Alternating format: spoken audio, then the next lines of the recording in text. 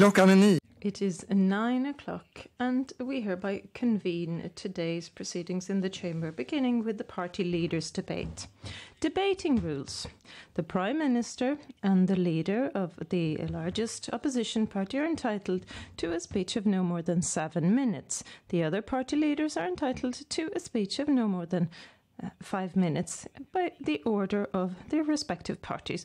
There is no right of rejoinder for these first speeches. Then follows a second round of 2 minutes each with a free right of reply to these speeches in the relative size of the parties, and the rejoinders may be no more than 1 minute in accordance with the duelling method, a total of 4 minutes per duel. The speeches are made from the rostrum on the platform and rejoinders made from the rostrums in front of the platform. Prime Minister Stefan Löfven of the Social Democratic Party first. You have the floor.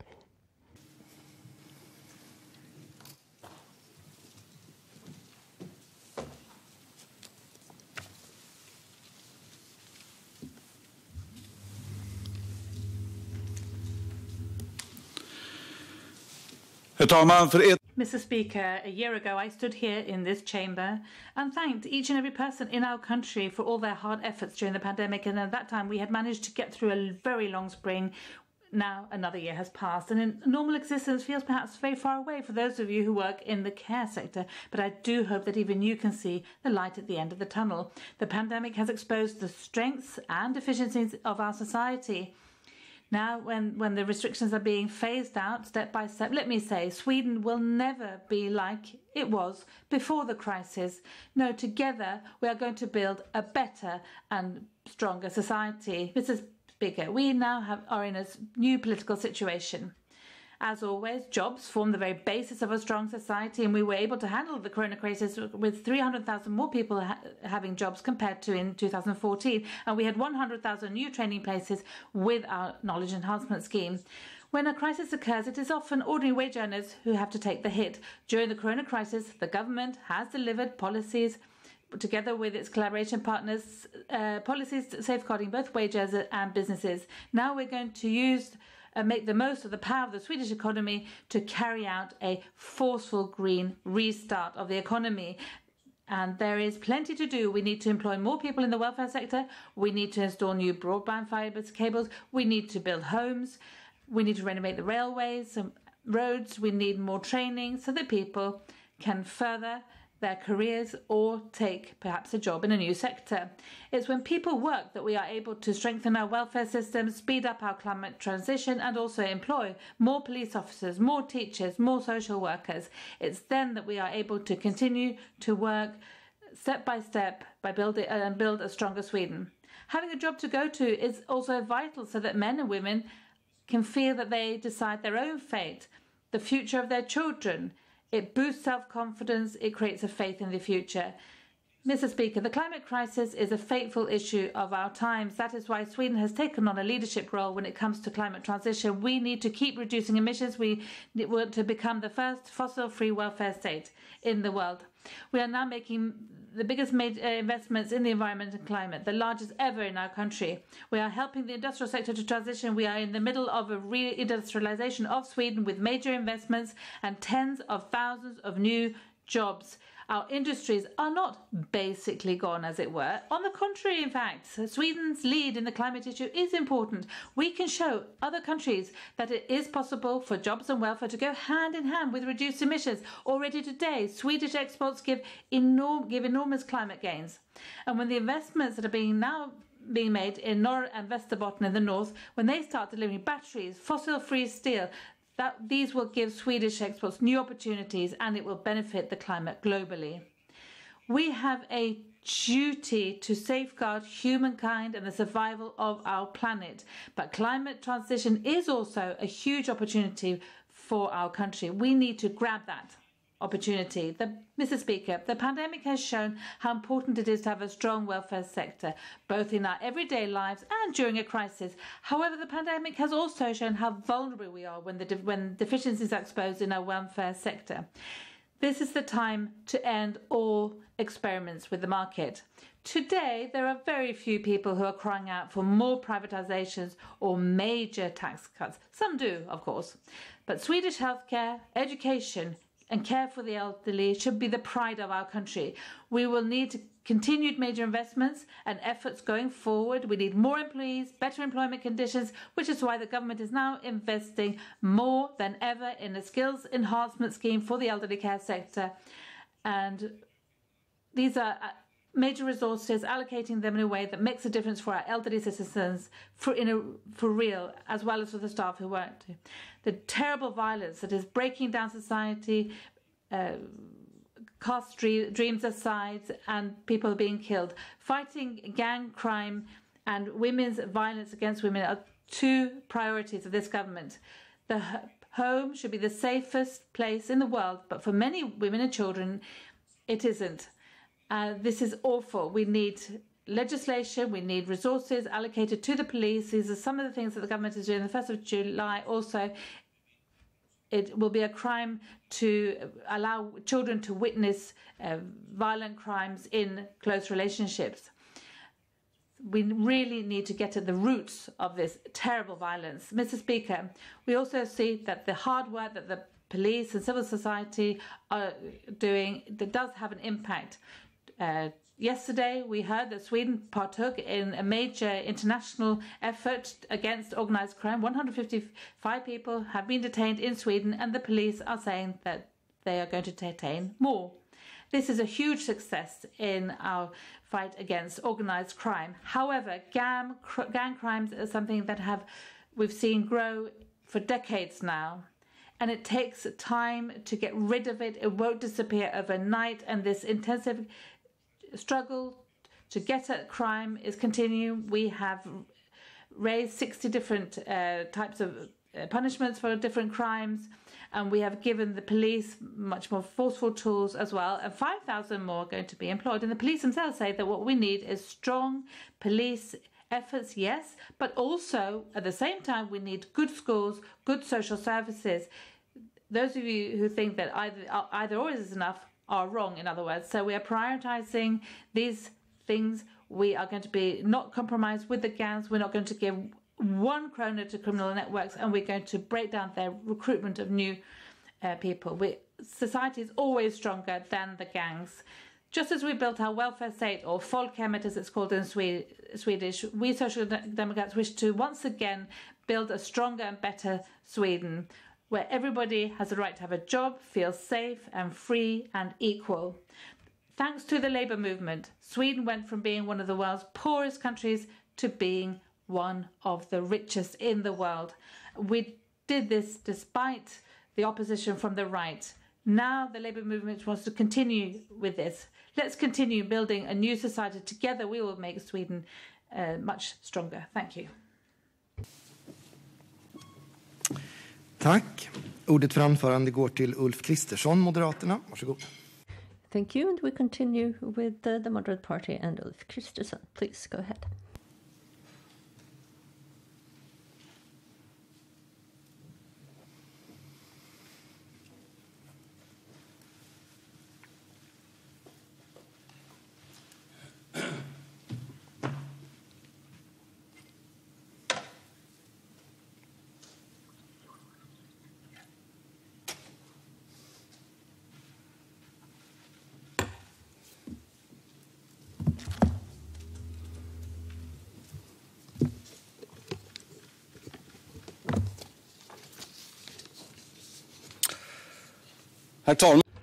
Mr. Speaker, Sweden has enormous potential.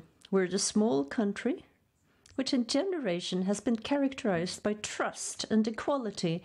We have become wealthy and successful through innovation, entrepreneurship, and the hard work of many individuals. There's a long list of everything that's good in our country, but yet despondency and pessimism is growing. A large majority feel that Sweden is headed in the wrong direction, and the list with serious problems is getting longer and longer. We want to change that. We want Sweden to find a new course. No pious promises, but concrete reform where we step by step deal with our problems and grab opportunities to change things, to turn things around. We need new leadership and a new citizenship. We need political initiatives and personal responsibility. The Social Democrats have governed Sweden for 7 years, but when listening to them, you might get the impression that Carl Bildt is still the prime minister. Everything is always someone else's fault and responsibility. They blame government agencies, municipalities, regions, right-wing government that ruled a long time ago, or possibly the Chancellor Axel Oxenstierna of the 17th century. There is a red thread from the transport agency to problems with helping those who need assistance, and everything is someone else's responsibility, and nothing is being done. Important legislation doesn't go anywhere. Suggestions are presented, but nothing ever happens, and this will have consequences. Last summer, Sweden was shaken by the crime where 2 young boys were exposed to torture at a cemetery in Solna outside Stockholm, and the ruling says that the perpetrator would have had a prison sentence that was almost twice as long if he hadn't received the reduced sentence for juveniles. And the Social Democrats want to hold on to that legislation. There was a new proposal presented already in 2018 that would have done away with that.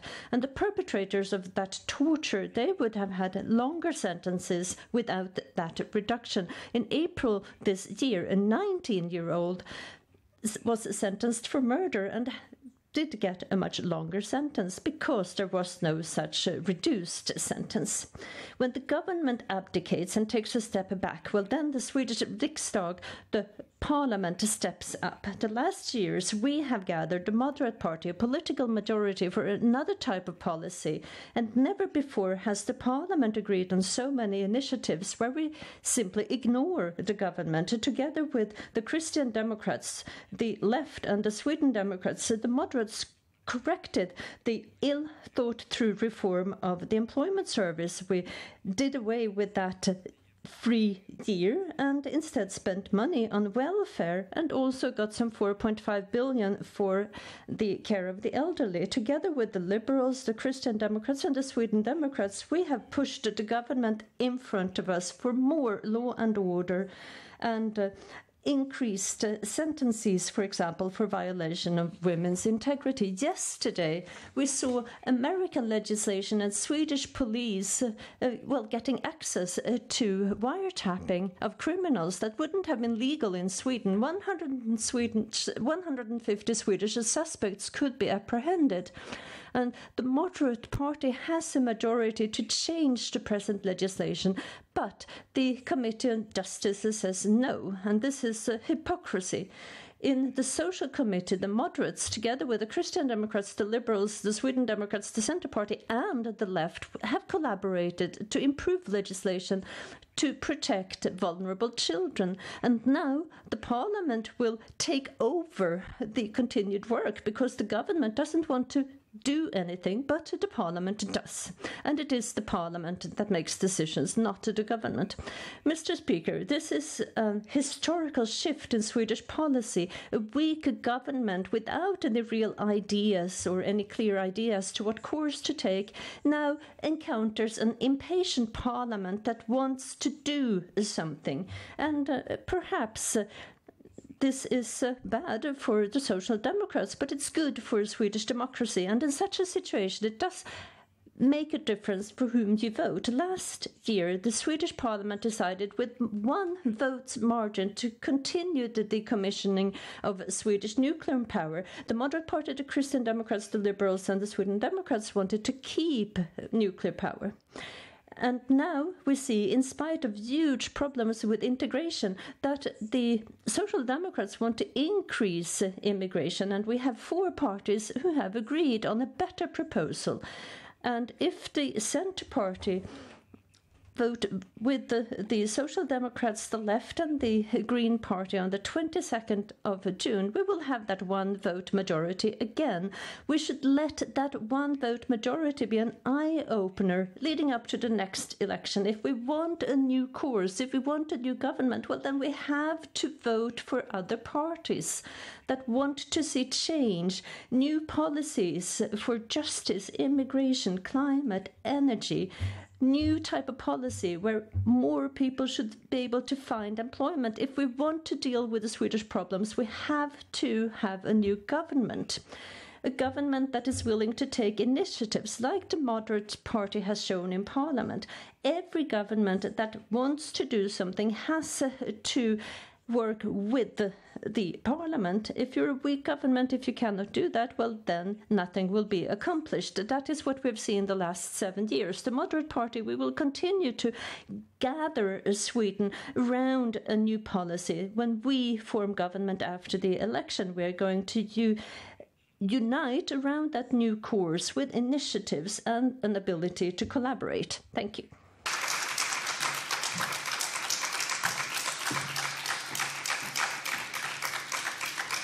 Tack. Thank you. And we continue with the Sweden Democrats, Jimmie Åkesson. The floor is yours.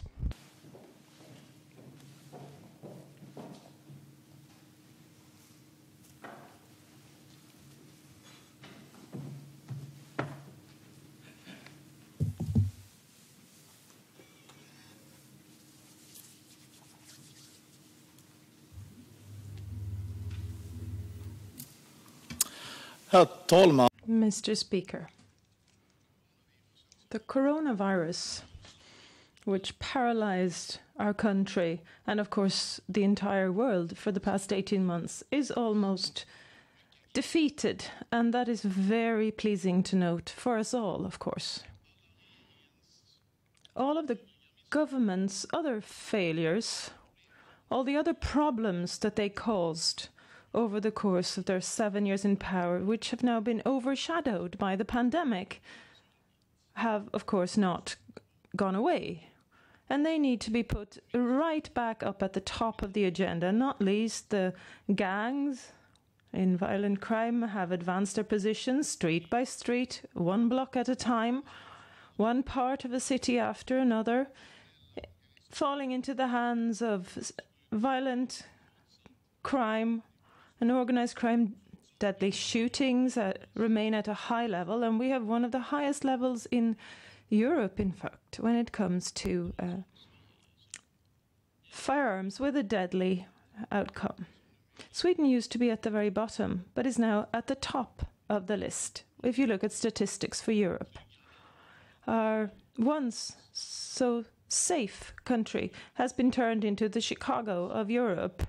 Marginalization, exclusion is spreading. If the government had only shown the slightest sign of self-criticism and self-awareness, awareness of what has gone wrong, it had been possible, Mr. Speaker, to keep a constructive debate on how we resolve these problems. But Stefan Löfven and his government are not capable of self-criticism. They choose not to talk about what's obvious, that an irresponsible migration policy and a naive, in every sense of the word, a naive integration policy with no real requirements and demands provide the backdrop to and the reason for the serious problems in society which affect so many regular Swedes in their everyday lives.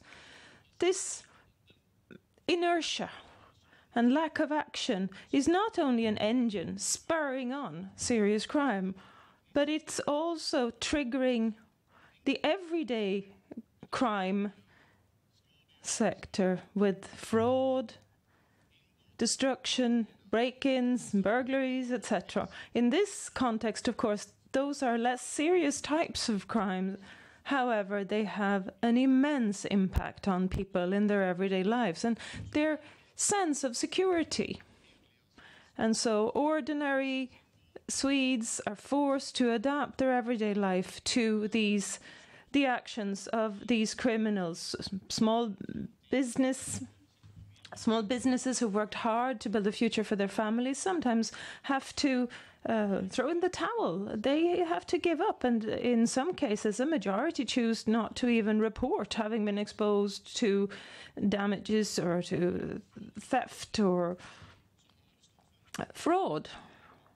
The number of members of the business community have gone up from 42 to 65% if you look at the number of the ratio of those who choose not to report incidents to the police. We know that the police do everything they can based on and given the resources provided. But if you know that there's a lack of resources to investigate crime, the situation is deterred even further, and the sense of insecurity and powerlessness grows.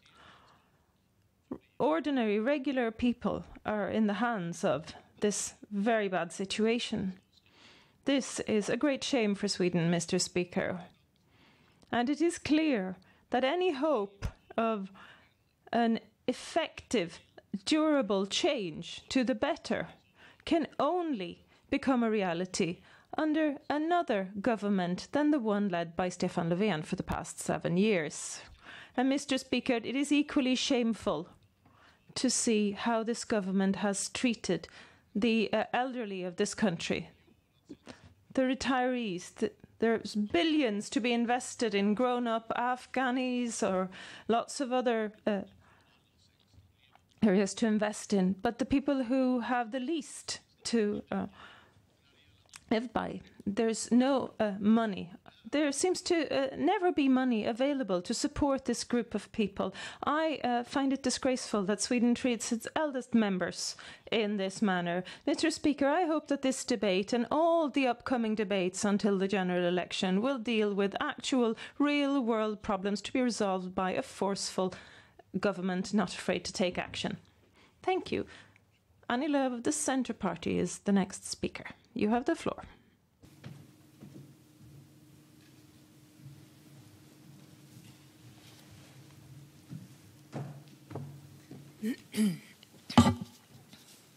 Herr talman. Mr. Speaker, Daniel, Lotten, Shani, Linda. These are names of some of all these wonderful forces who during the pandemic have carried our country on their shoulders. They've given strength to others to keep going. Daniel, the entrepreneur from Värmdö, who refuses to give up, like tens of thousands of other small businesses, he has had to use his savings and change his operations. He's saved his life's work and he's also saved his colleagues' jobs. Lotten, who was volunteered at a relief women's shelter somewhere in the middle of Sweden throughout the pandemic. She has answered calls on the helpline and helped abused women find a way out of their particular hell. Shani, a nurse who has helped vaccinate the homeless in Gothenburg. Given strength and hope also to those who have difficult lives. Linda, who works on the front line of the pandemic on the ICU unit in Kalmar. She has cared for her patients between life and death. Everywhere, people have come forward and made a difference for their fellow human beings, for their community, for Sweden as a country. They have showed leadership skills, taken responsibility, they've taken action, and they have shown how that our country's joint strength is never stronger or weaker than the total sum of all our individuals' strength. It is for all these people and everybody else that we now need to continue and go ahead. We need to keep going, decrease transmission entirely, and make sure that this really is the end of it, that it doesn't come back. Safeguard people's lives and health and give them safe and secure everyday lives. We need to give care staff a chance to recover to a life that holds more than just work, give our companies the strength to make a comeback, ensure that society can go back to a place where the wheels start going round again. The Centre Party has taken responsibility and shown initiative throughout. We have put pressure on the government to ensure that we have more efficient testing and contact tracing, to ensure we provide the best support to companies and businesses in crisis, and for an aggressive and efficient pandemic act. We have increased resources to local authorities and regions for their work with COVID. Now, had the government been a bit faster and reacted faster, I think also that the second and the third wave would have been dealt with better. Few people would have died. Now, Mr. Speaker, we're also a constructive force to ensure that Sweden makes progress in other areas, improved For example, lots of funds to the local authorities and regions. We're investing also in primary care, in maternity care, and so we have safe care for everybody. We're also increasing support to small companies, medium-sized companies, making the labour market more open and accessible. We're a decisive force to ensure that the shelters for women and girls, that they have more long-term investments. We need also to raise sentences and improve preventative measures to help more women and children to leave violence and threats behind them. We need to stop gang crime and the killings and shootings. We need stronger sentences. We need to work more with the preventative measures. And we also continue to work with ensure that we have better environmental and climate policy, investing in new green technology. We need to support our businesses as they strive to become greener and even more sustainable. We need to invest heavily in Swedish bioeconomy so that the Swedish countryside and our forests can help replace fossil fuels. We're a constructive force in all of this because we know that the most hopeful path ahead for Sweden does not go through tax increases and on companies or looking nostalgically back at the past, nor is the xenophobic right-wing populism the path ahead either. The path ahead is through the political centre, liberal reforms, and we have a clear leadership with our feet on the ground. It's based on developments and progress, thinking about the future, policies that create green and safe everyday lives for all people, policies that give people strength. Every individual gives them strength. Thank you. Tack. Thank you very much. Next is Nooshi Dadgostar from the Left Party, please.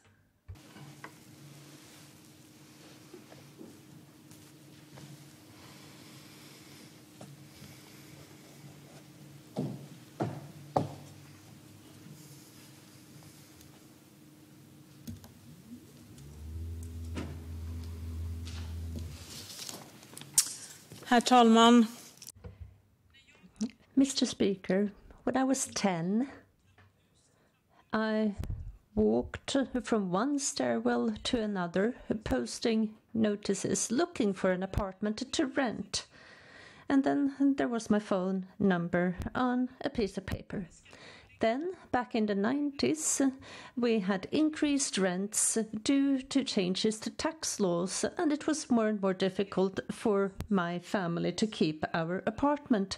And our family felt more and more concerned because we couldn't manage the rent. I was a child, but I felt that concern felt by my parents. That is what you do when you know that there is not enough money. I wanted to help. I didn't know how, but at least I could post those notices so that perhaps someone with a smaller apartment could trade. No child should have to feel that concern. No child should have to fear losing a place to live.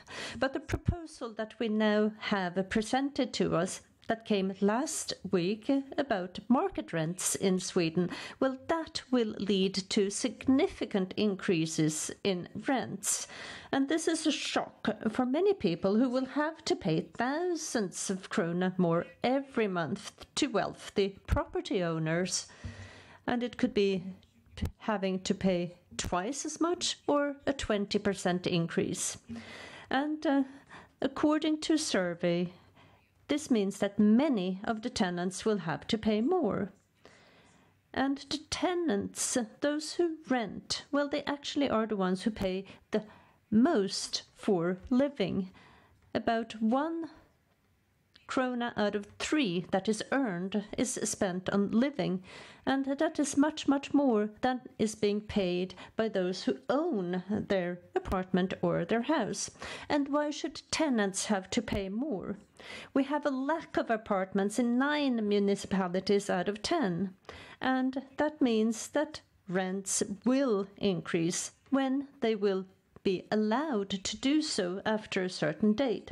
And this is no small matter. If we look at the plans for how much that is to be built the next few years, well, then we realize that this will have quite an impact. 1 out of 5 in Stockholm will live in a new rental. And the new proposal is about new rentals. It is a big thing. And it also means that there is a shift in paradigm. And that is because the government is opening up a door to let the market in.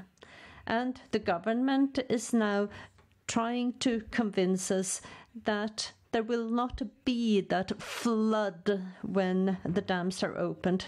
They're trying to tell us that this will not have an impact on all tenants, everyone who rents, but we do know that that will be the case. I have spent many, many years working with issues having to do with accommodation, and this is a big shift, something that has been discussed for many years, to do away with that right to negotiate as a collective the rent. The Social Democrats said during the last election campaign that such a proposal will increase rents significantly in Sweden, and that means that we now are seeing a paradigm shift. The Swedish model means that the parties in the market negotiate, but the proposal that was presented last week, that is actually something that has been commissioned by just one party, the group of property owners. And how come one listened to just one of the parties? And now what we see is, well, things have been prepared so that the labor movement cannot respond, but corporations are to make decisions. How come the Swedish government is not fighting for the Swedish model where we have parties negotiating with each other? How come the government using legislation should now be allowed to do away with that system and completely ignore that one weaker party in the market? That is the Swedish models, where we have parties negotiating with each other. And this is of great concern to me, that the Swedish government now wants to do away with that Swedish model. Thank you. Thank you. And we continue with the Christian Democrats and Ebba Busch. The floor is yours.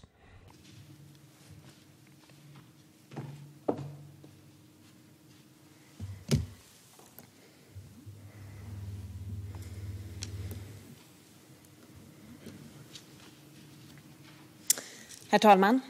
Mr. Speaker, in a little less than a year, it is time for the Swedish people to choose their path forward. There are two options to the left, a rather heterogeneous and mixed coalition of the reluctant, consisting of the Green Party, the Left Party, the Social Democrats, and the Centre Party. To the right, an alternative gathered around Ulf Kristersson and the creation of a Christian Democratic moderate party government. How should one evaluate these two options? Based on policy, of course, but here we have a problem. We do not know what the reluctant actually want. We know nothing about what they are in favour of after 2022. We only know what they are opposed to.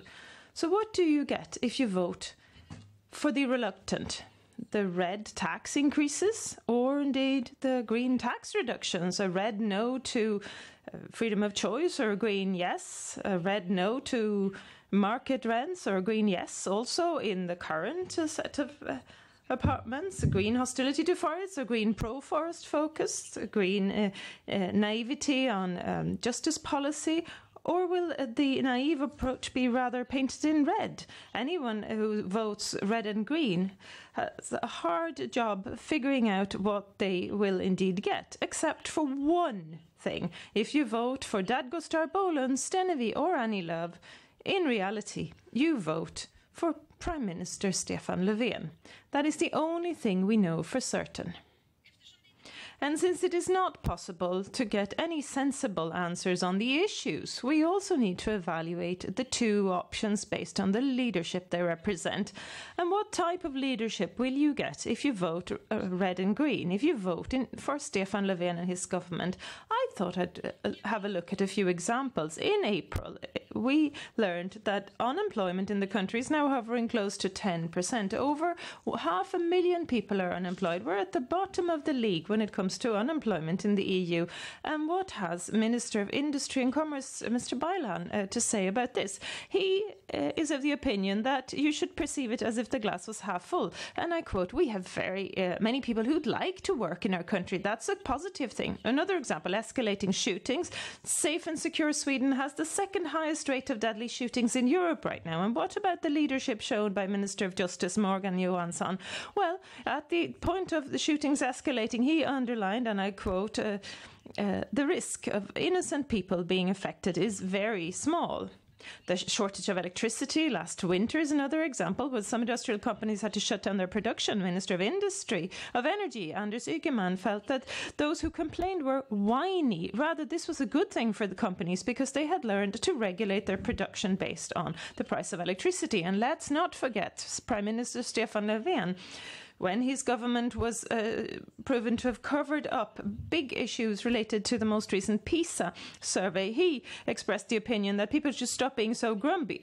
Or when he tried to take praise for the development in terms of crime in the country, he said that the prisons and remand prisons are full after all. We have a government whose approach to the order of events in the country appears to be inspired by the closing scene of the movie Life of Brian. Always look on the bright side of life, you remember. I'm more prone to think about the following quote: "Father, forgive them, for they know not what they do." Sweden deserves better than a government who perceives every issue and problem in society as a possibility to practice positive thinking rather than seeing it as a problem to be resolved. The right-wing opposition represents another type of leadership, where the essential point is not what you're opposed to, or, for that matter, staying in power at all cost. We're not shying away, closing our eyes to the problems when they are difficult to resolve. We agree on waiting times in healthcare, on crime, on migration, on integration, on how we create more jobs, the need for infrastructure investment, and how we create more and build more housing. If we don't agree on the details, we do, in any case, agree on the direction and the final objective. And this is central. For a right-wing government will not have its hand tied through internal debate and disagreement. We'll be able to take the necessary decisions one step at a time in concert to turn the development around in this country, to make sure that Sweden works and to make sure that you can rely on Sweden. Thank you. Tack. Ordet för... Thank you. Johan Persson of the Liberal Party is the next speaker. You have the floor.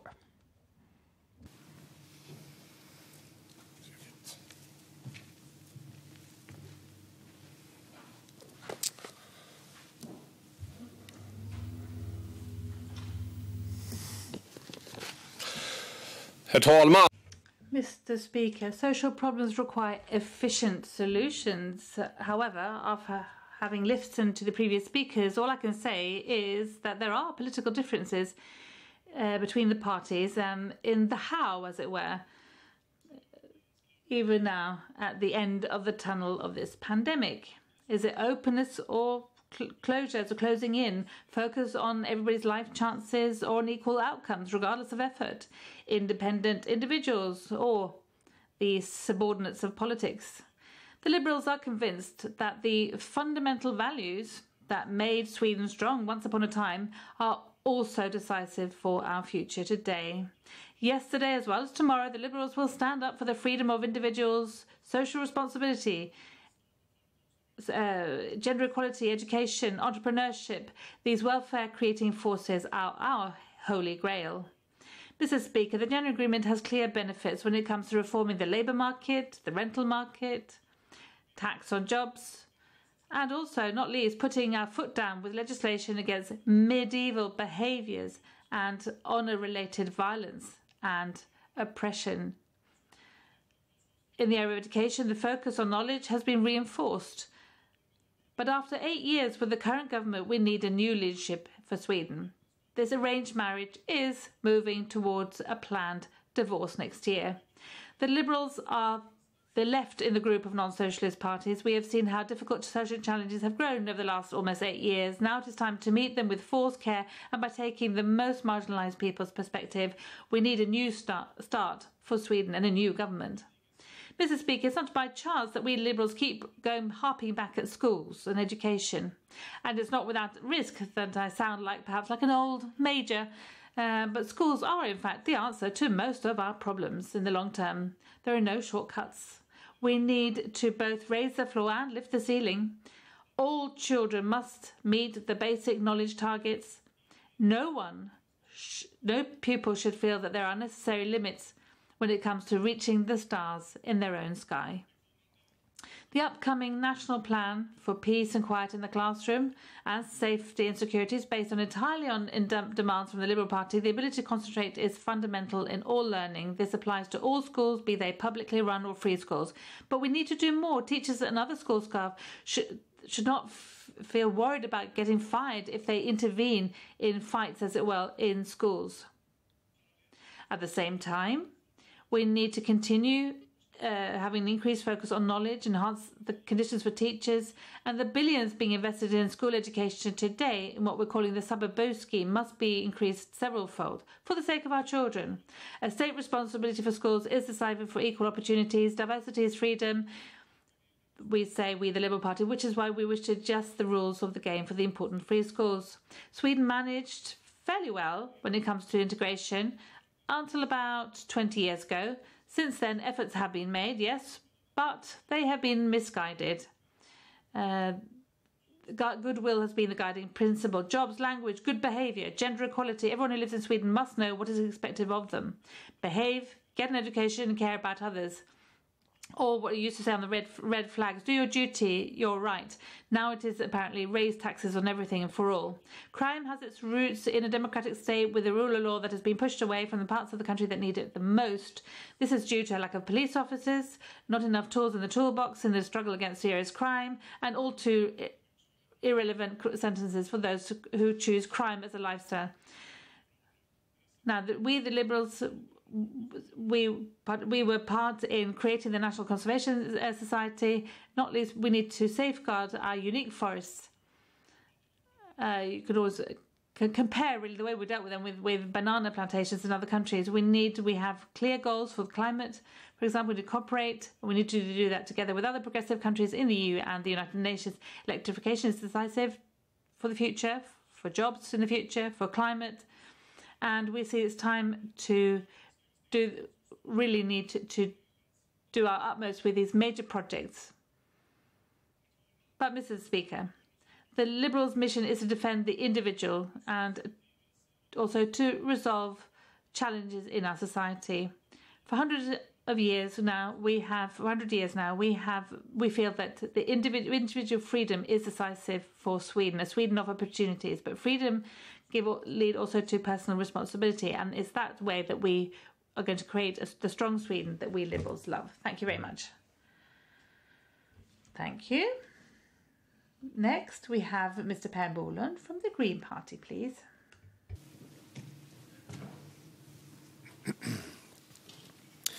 Tack så mycket, herr talman. Thank you, Mr. Chairman. The warm summer wind has arrived, and this year, this is a wind that brings with it hope for a better summer. A year ago, we were in the midst of a pandemic, and it was very hard to imagine it ever ending. Now, many of us have a sore upper arm, but the only lasting side effect will be happiness and hope.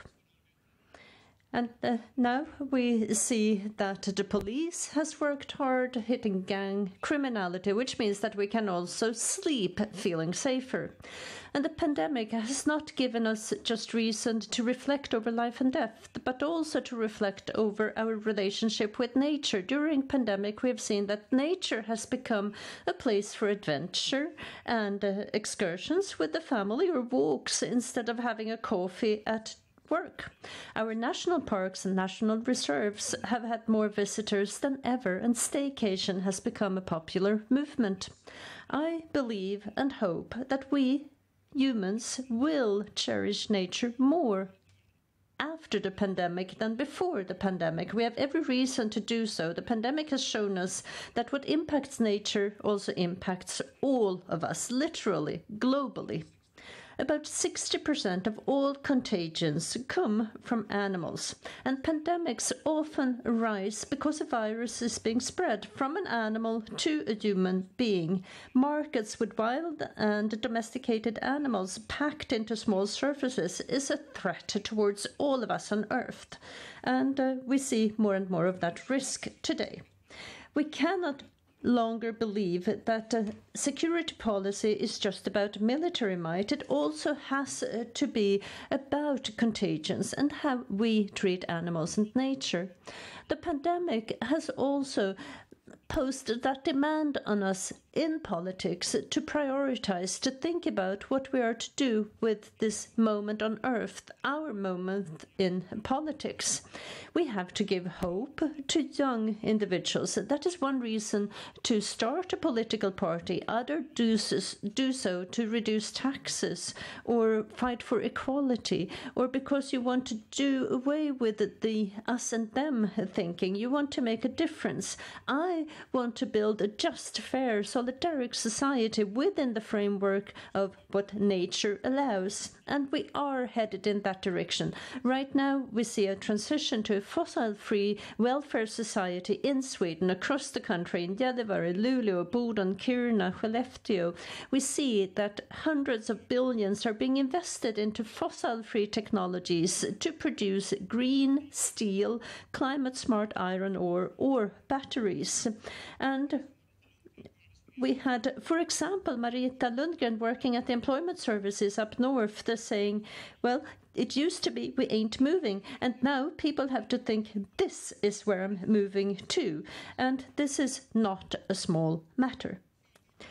And companies are going to continue to extend wind and water. Nuclear power is too expensive. That is what companies say themselves, not me. Same thing with fossil fuels. And now, when we have the chance, we have to invest away from a climate crisis. With the right investments, well, that will be a transition not just for companies with new business models, but it will also be a benefit for the planet with reduced emissions. And it will be a benefit for all of us, part of the solution. The Green Party today has become the new industrial party in Swedish politics. It's thanks to the Green Party that we can do away with unprofitable fossil fuels, extend renewables, and it's thanks to the Green Party that we're now becoming the world leaders in new technology. It's the policy of the Green Party that ensures that we have more electric cars in Sweden at a higher rate of increase than anywhere in the EU, and we are now performing that transition where we also see that people are given new jobs. For us in the Green Party, this green transition is no side thing. That is our main mission every hour, every day. And now we also see the positive effects of an ambitious policy for climate, for jobs, for Sweden. And that is how we prioritize a time on Earth. Tack. Därmed var...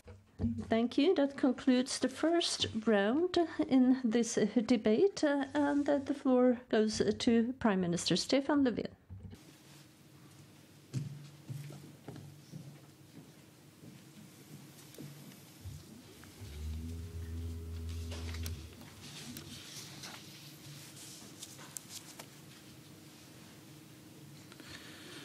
Tack, herr talman. Det är alldeles... Thank you, Mr. Speaker. Clearly, we have a new political situation. Either we continue to move Sweden forward with more decent jobs, a forceful climate transition, stronger welfare, and a relentless fight against violence, or Sweden will be governed by the most right-wing, conservative and worker-hostile government that Sweden has had in modern times.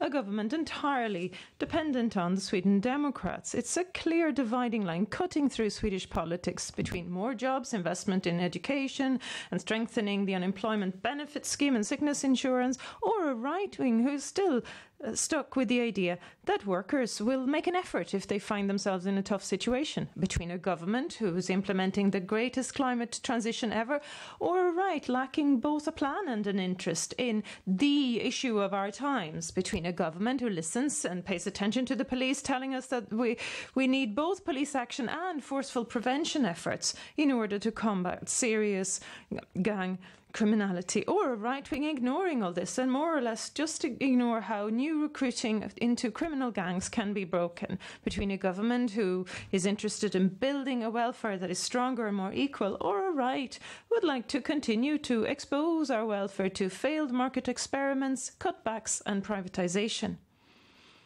Indeed, we have a new political situation in Sweden. We need to put jobs first, to allow us to give full priority to our welfare, invest in better security and a climate transition strengthening our competitiveness. In short, we need more social democratic politics. Tack.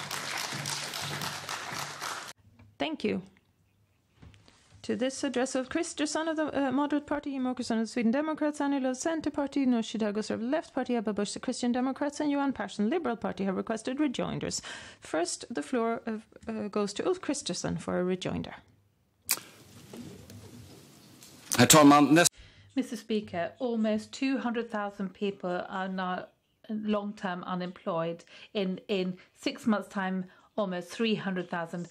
This costs 36 billion krona every year. Now, this leads to marginalization, less money for the unemployed, but also less money to schools, to police, to the care sector. If not more people work and pay their taxes, then other people have to pay higher taxes, and raise taxes seem to be the only economic strategy of the Social Democrats. Always this, raise taxes. What we need now, we need property tax for flats and homes. We need also, we hear, higher taxes for small SMEs as well.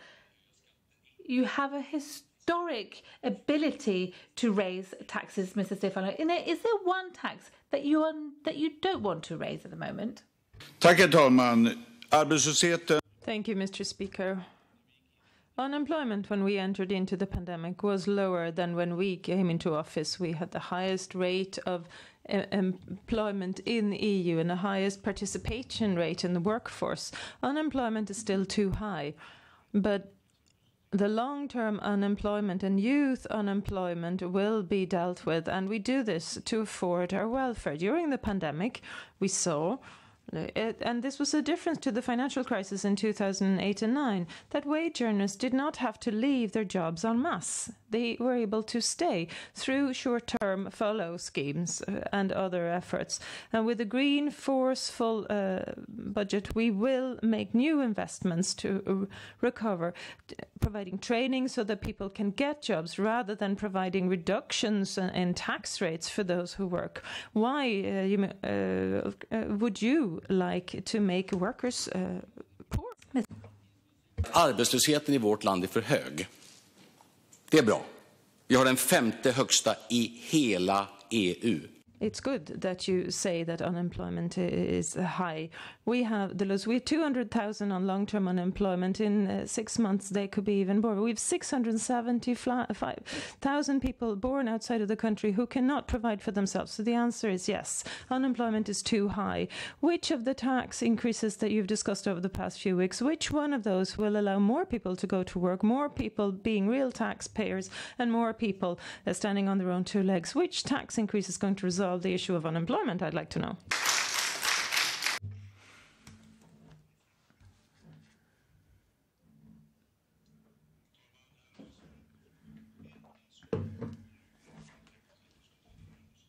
Mr. Speaker, there's only one issue you're interested in discussing in, but an unemployed will not find a job because they were entitled to a job tax deduction.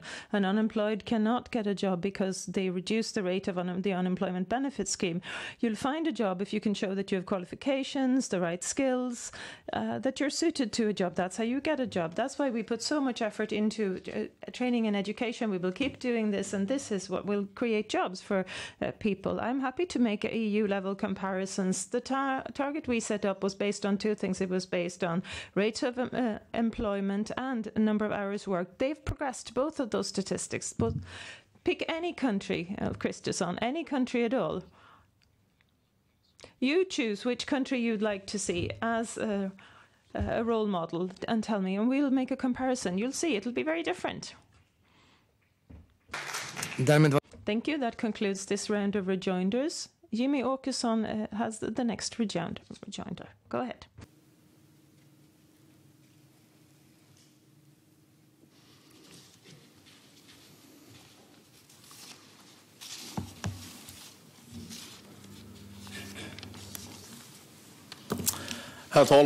Mr. Speaker, we just heard Stefan Löfven in his first speech saying that society is always stronger than the gangs.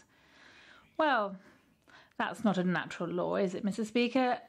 I would say, because everybody in this country can see that Mr. Stefan Löfven's society is not stronger than gangs. The gangs are getting stronger and stronger for every day, and we've seen that for the last 7 years when Stefan Löfven has been our Prime Minister, and we've seen the same message from him the whole time. We need to crack the gangs, organised crime is going to be dealt with, we need to break the violence of the gangs, etc. ad nauseum. And these are just empty words for the last 7 years, and very little has happened, I must say. Now, Mr. Speaker, if it's true that nothing has happened, then what is the government planning to do now so that our society is going to be stronger than the gangs? I don't see any signs of anything. Med den retoriken så blir ju det.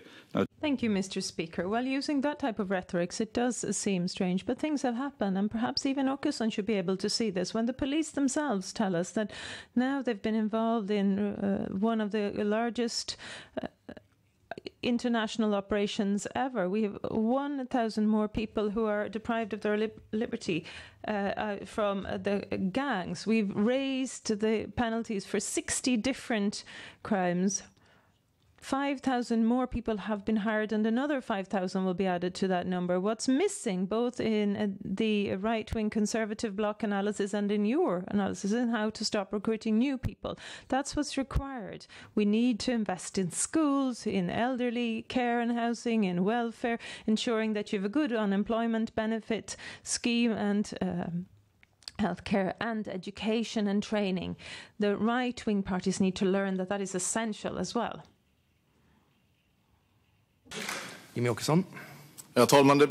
Mr. Speaker, well, really, it's a bit too much, actually, I would say. Then the last 7 years, as a Prime Minister, head of state, giving, the gang members a party, pizza and party, and compared to, and not do what the other police in other countries are able to do. I mean, it's almost embarrassing, really. It's not the government of Stefan Löfven, is it? It's not his increases in centres, as he calls it, or his investments in the police that are not as big as they should be, that have meant that we have so many people who are in prison today. No, that's because other countries' police, they have the resources, they have the thing, they can do the things that Stefan Löfven police can't do.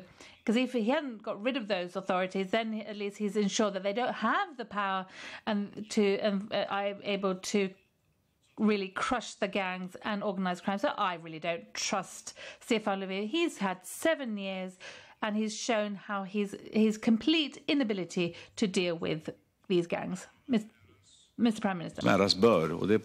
Thank you. We honour those who should be honoured. The police have done extraordinary work, but they have 5,000 more people in their ranks now.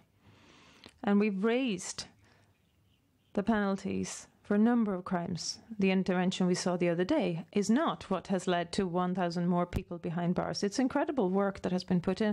And what bothers me is that you cannot even rejoice in this, apparently. It cannot even be considered as a success. As an opportunistic party, you have to claim that everything is darkness. Look in the southern part of the country. We've seen considerable reductions in shootings in the last few years. Are we done? No, we're not. It's not. Work is not done, but we have to continue. We'll be very clear in facing up to the criminal circles and stop new recruiting. And here the Sweden Democrats have absolutely no responses, because in your society, gaps will grow even further. You're not making any contributions. Thank you. That concludes this round of rejoinders. Annie Lööf of the Centre Party has the floor for the next round of rejoinders.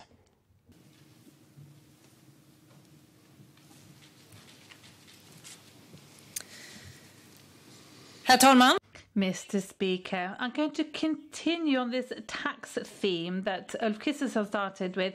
Now, the last few weeks, you've been working with your the left-wing part of the country, and with increased taxes on many things, entrepreneurship, savings, etc.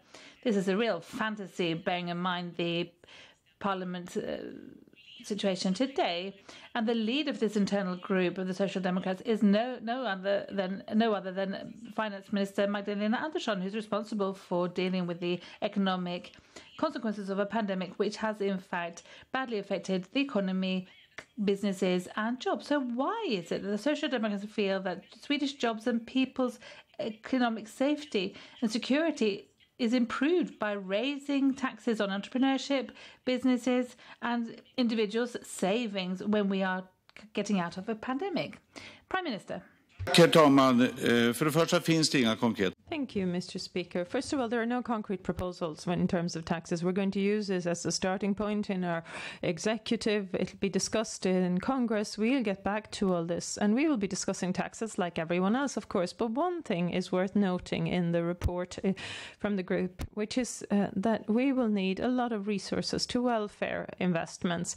We want to create jobs for more people, but we also need to ensure that we secure our healthcare, our schools, our elderly care, unemployment benefits. Everything needs to be included in this overall package. And if we look at how inequalities are spreading across the country over a long time, this has been the case. There's one source of income where most things are happening in wealth. Income from wealth and capital. We are of the opinion that those who are most able could contribute more, not your average wage earner, but those who have the most money. Thank you, Annie Lööf.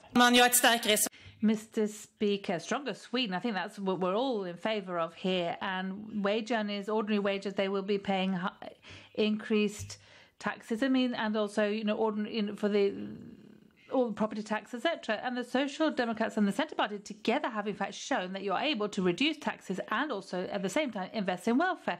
We've got rid of the extra tax on the wealthy. We've reduced employers' costs and also tax on for pensions as well. So we have stronger businesses, more people who pay tax and have better financial security. That's the very core of Swedish welfare and the welfare system. But now you're saying that you want to raise, as it were, raise these different types of taxes. And we are saying no to this, because who are you doing this? I mean, the savings and capital, etc., and companies, how are you going to get the majority in the parliament? This feels like you're going far much to the left. Herr talman, eftersom Annie Lööf... Thank you, Mr. Speaker. And since Annie Lööf has absolutely no clue what the proposals actually are, it's just a rhetorical performance here, making guesses. It's hard to debate this. There are no finished proposals yet. We will get back to you, but we're still of the opinion in the Social Democratic Party that in a society where we help out, where we all chip in, it makes sense that those who have the most contribute a little bit more than others. There's nothing strange about that. It's a simple matter of solidarity, and it is the type of society which is best. You don't want to increase gaps. It's dangerous not just for those who are poorer, but those who are wealthier as well. Look at societies where you build high walls with glass on top, or that you're scared of people around you. We want to build a cohesive society, one that sticks together. And we're not going to increase the burden for regular wage earners. We are sure that those who have the most would be happy to contribute a little bit more. Thank you. That concludes this round of rejoinders. Nooshi Dadgostar of the Left Party has the floor for the next rejoinder.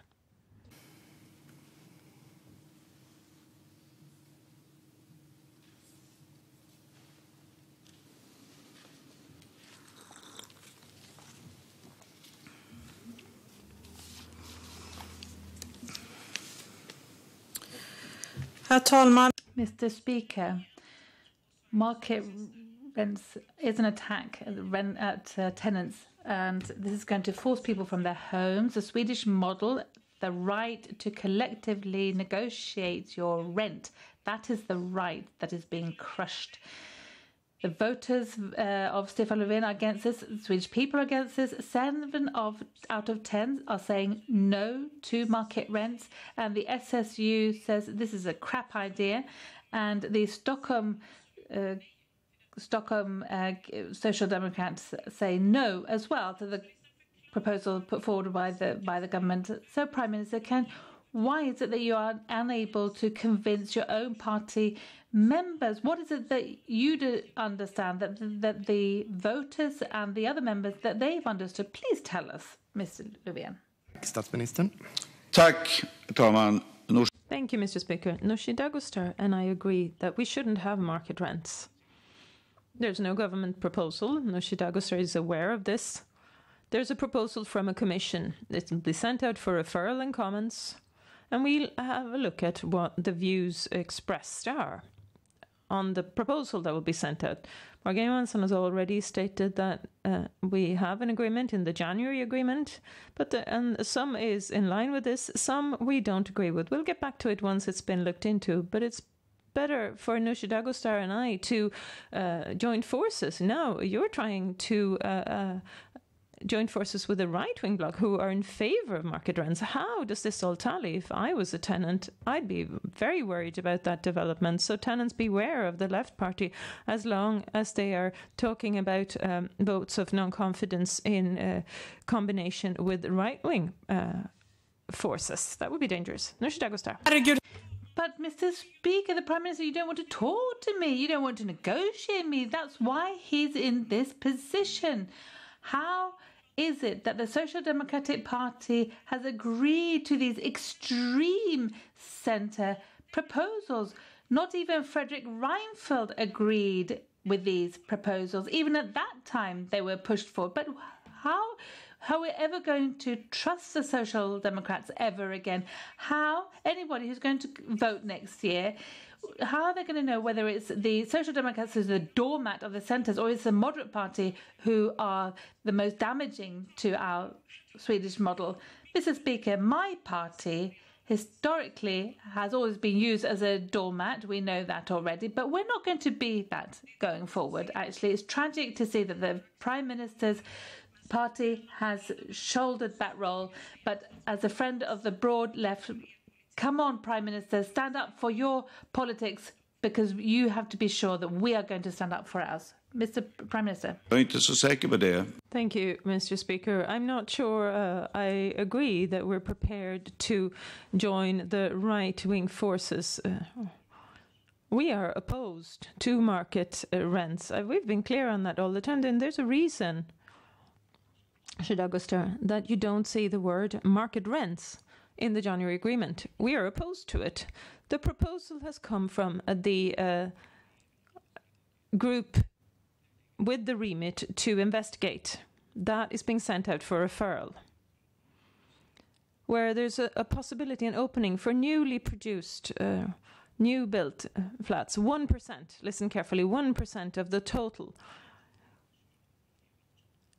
You are now equating that to all rented accommodation. It's unnecessary to frighten everyone. Let's work together to try and end up with something that will avoid market rents. That would be better than to have the left party join forces with the right-wing parties. Thank you. That concludes this round of rejoinder. Ebba Busch of the Christian Democrats has the floor for the next round of rejoinders.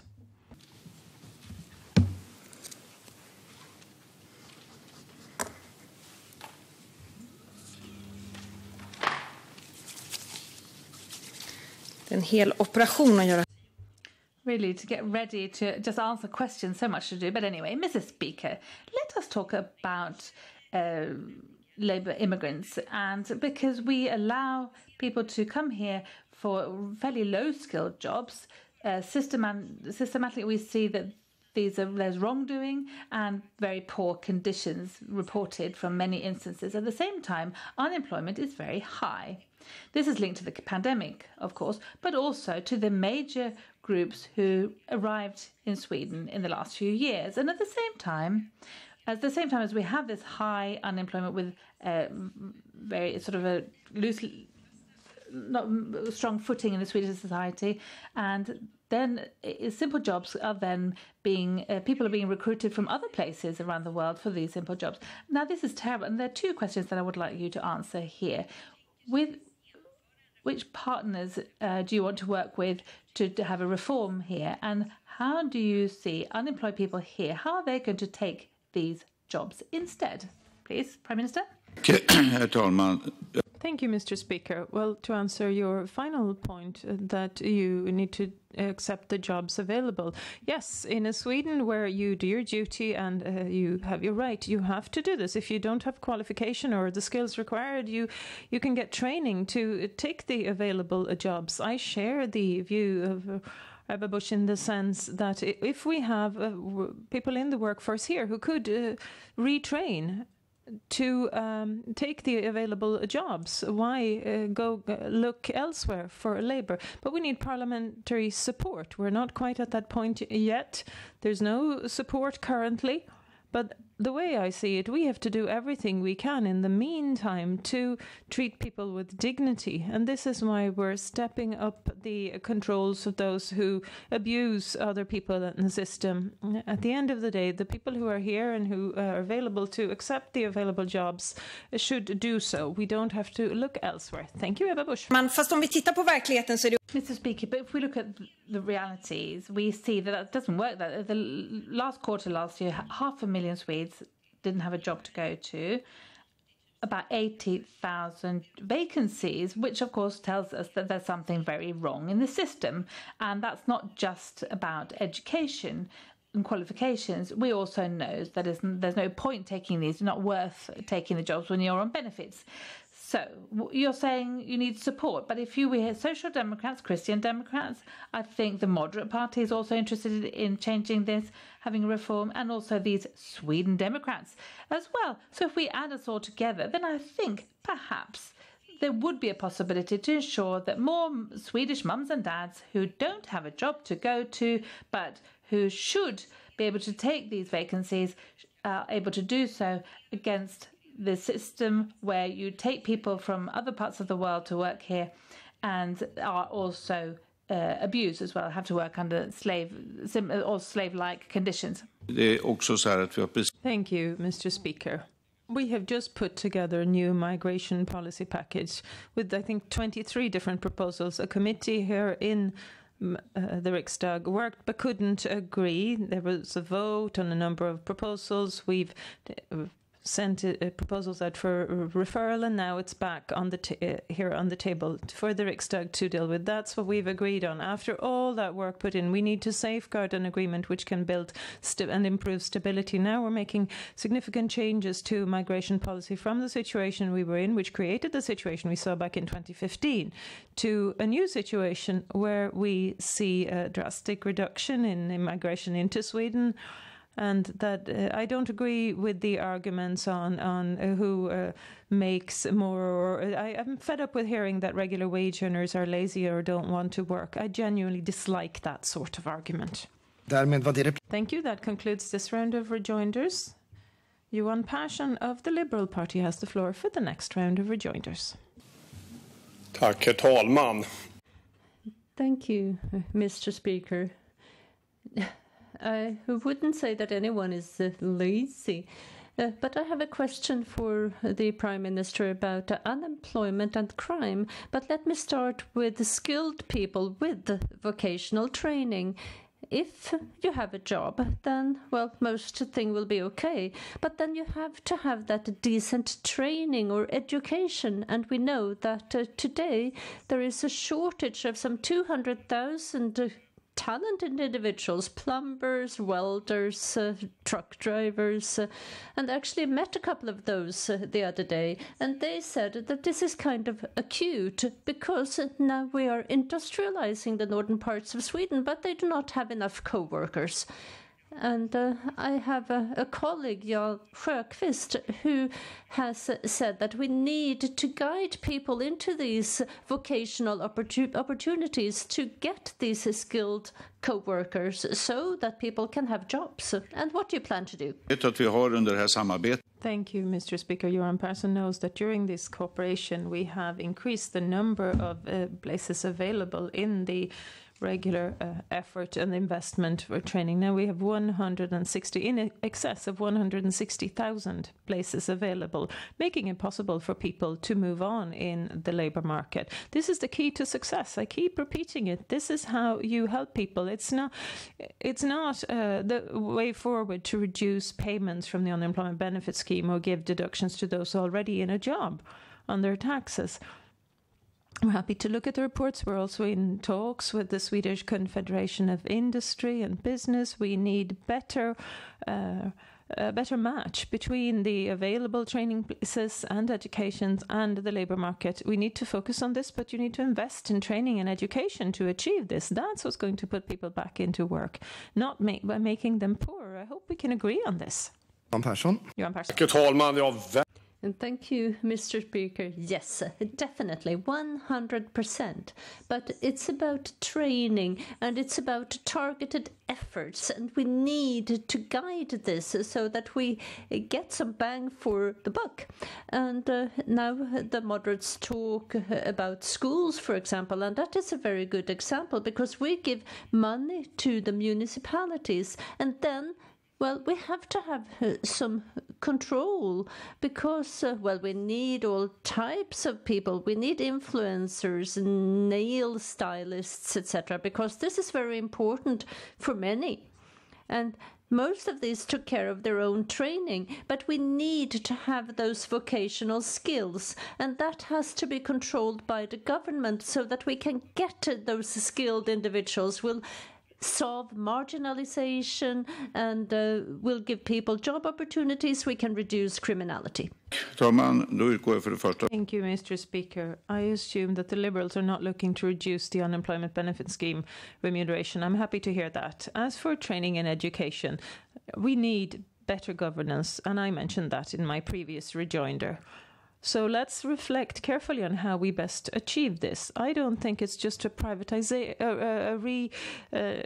non-privatization or taking back things to the state, which will a renationalization that will resolve the issue. Whether it's Skellefteå or Kiruna or where have you, it's local, and there's the regional aspect, can be the municipality or the region. Cooperation needs to work properly. We need to get all that to work properly. They need the resources because they know best. Stockholm doesn't always know best what training and education is required in a particular venue. But resources, I agree. I think we need more resources from the state level. But we ensure that we provide the resources, and the municipalities and the regions and the job exchanges locally and the business community know best. Thank you. This concludes this round of rejoinders and all rejoinders to the second address by the Prime Minister. Ulf Kristersson now has the floor of the Moderate Party for his second address.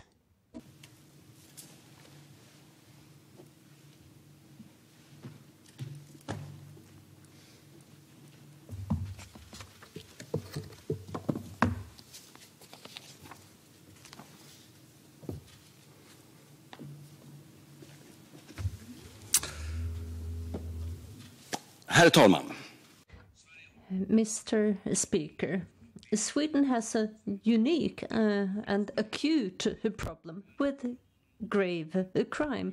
We see explosions, shootings, children being robbed, and we see that neighborhoods, people are terrified, and we have people being killed. The youngest recently, Adriana, 12 years of age. And Sweden is unique in that we're the only country in the EU where we see more and more shootings. Ambulances cannot come. They need police protection. Schools are being closed. We see roadblocks, executions middle of the day. And this criminality is threatening our system. And we've heard that the trend is turning.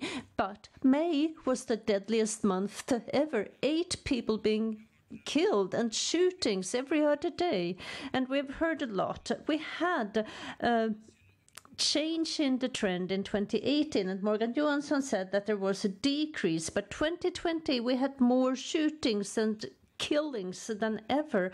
And yesterday we heard that the Swedish police has apprehended 150 suspects after an international operation, which is good. But Swedish police has no legal right to do things like that because the Social Democrats time and time again has said no to having wiretapping to prevent crime, and that has to be changed. And our requirement is supported by the Liberals, the Christian Democrats and the Sweden Democrats. And in a few seconds, Stefan Löfven will have the chance to reply to this. How will you tomorrow in the Committee on Justice vote? Because that is where this will be determined, and I can't wait. Tack. På Ulf. Thank you, Prime Minister Stefan Löfven, Nooshi Dadgostar, and the Environment Party have asked for rejoinders. So please, Prime Minister.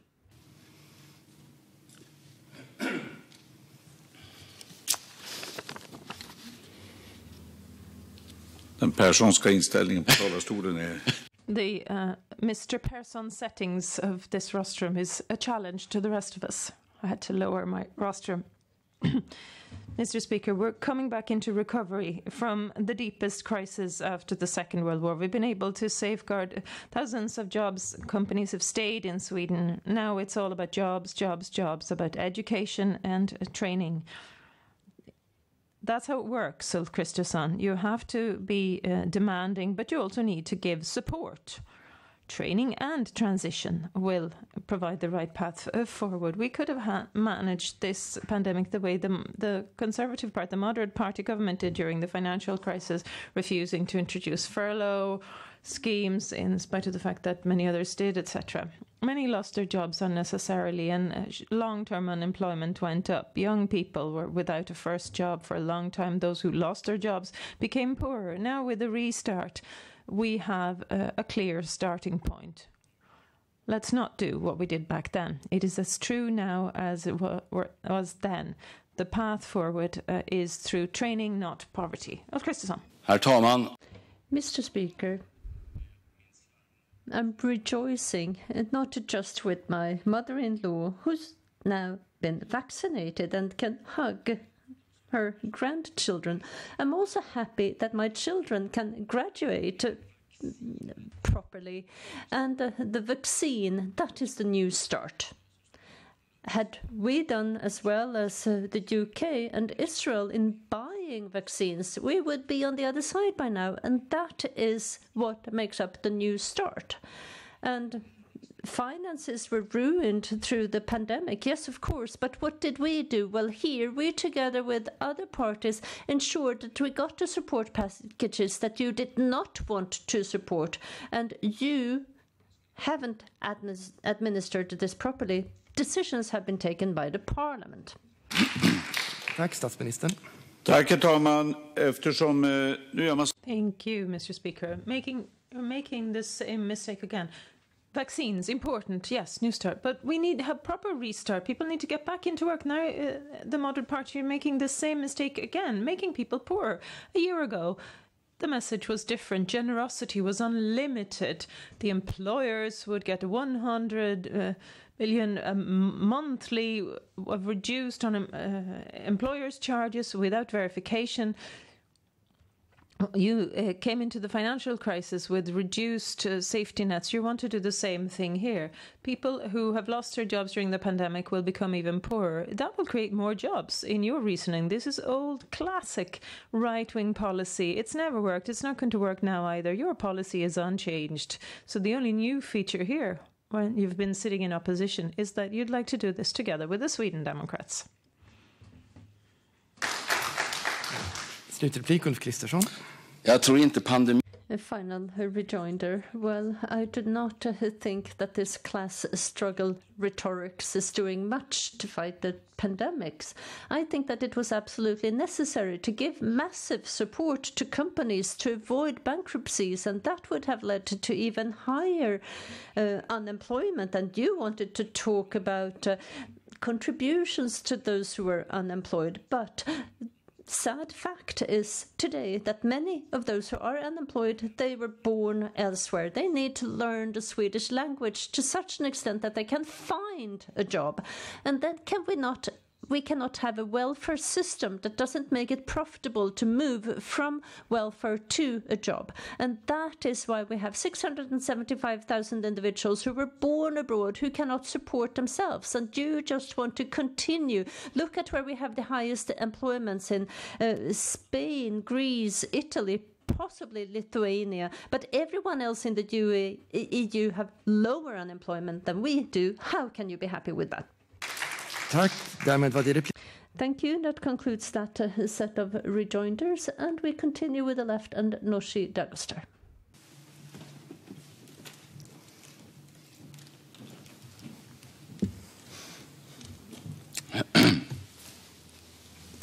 Herr talman, jag tänkte ta upp lite. Mr. Speaker, I'd like to talk about our schools.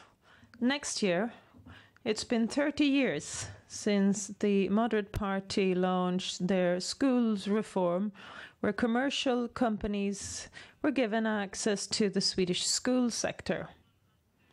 It was said back then that we'd have small village schools, cooperatives, alternative pedagogical approaches. This would contribute to diversity. What we see today are enormous commercial players who've taken over large chunks of our schools. There are banks and funds based in India, Qatar and Brazil who are the owners of these large corporate entities, making Swedish schools investment entities. They're getting rid of pupils with special needs, qualified teachers to reduce costs, and there's an inflation in grades, which is striking. Have we reached where you wanted to get, Ulf Kristersson? Herr talman, det jag tycker är uppfriskande. Well, Mr. Speaker, what is interesting with the left party is that you say things that the Social Democratic Party think, but you're afraid to say, and you help them. You want to do away with free choice. You do not want to have any free schools. You want to go back to a Sweden we had in the 1970s. I do not agree, but I appreciate the fact that you say what you think. And you are talking about the International English School, for example, being done away with. And that is one of the most successful schools in Sweden. The International School in Akalla, you want to do away with that as well. 500 pupils and one has Swedish as a mother tongue. I talked to the principal the other day and he said good order and Swedish language, and everyone graduates from that school with approved grades, and that is what we have. We make it possible to move from one class to another. Herr talman, det är ingen som har talat. Mr. Speaker, no one talked about the freedom of choice of the pupils. What I say is what a majority of moderate voters agree with, a majority of Swedes. Ulf Kristersson are getting up on his high horses in forming the Swedish people what they should think and shouldn't think. They believe that we need to get rid of the profit interests and the profit basis in Swedish schools. For 3 decades now, all other countries have come to visit Ulf Kristersson's own fellow party members from other parts of the world have come to have a look at the Swedish schools experiment. Not a single country, Mr. Speaker, has chosen to follow in the footsteps of the Swedish market experiment in schools. And Swedish teachers are now launching campaigns because they are suffering hard under this experiment. The pupils are not learning enough by far. You've just talked about this. Segregation is too forceful. It matters too much what parents you have rather than what you're taught at school these days. Isn't that a problem? What is it that the moderate party electorate failed to understand, according to Ulf Kristersson? Thank you, Mr. Speaker. Those countries who did not do away with proper order in schools and knowledge requirements being the primary requirement of a school, well, those countries, they do not need to make visits to other countries to look what's being done because they already have schools that work, and we do not in Sweden. We do not have enough proper order in schools because there are too many disruptions from those children who do not want to learn, and there is not enough focus on knowledge requirements, and these were decided on by the government, and free schools have to abide by that. We have too many pupils from immigrant families who do not meet the requirements we have today, and that is something through the PISA that the government tries to hide, and this is where we have the real problem.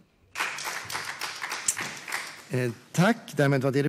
Thank you. That concludes that set of rejoinders, and we continue with Per Bolund.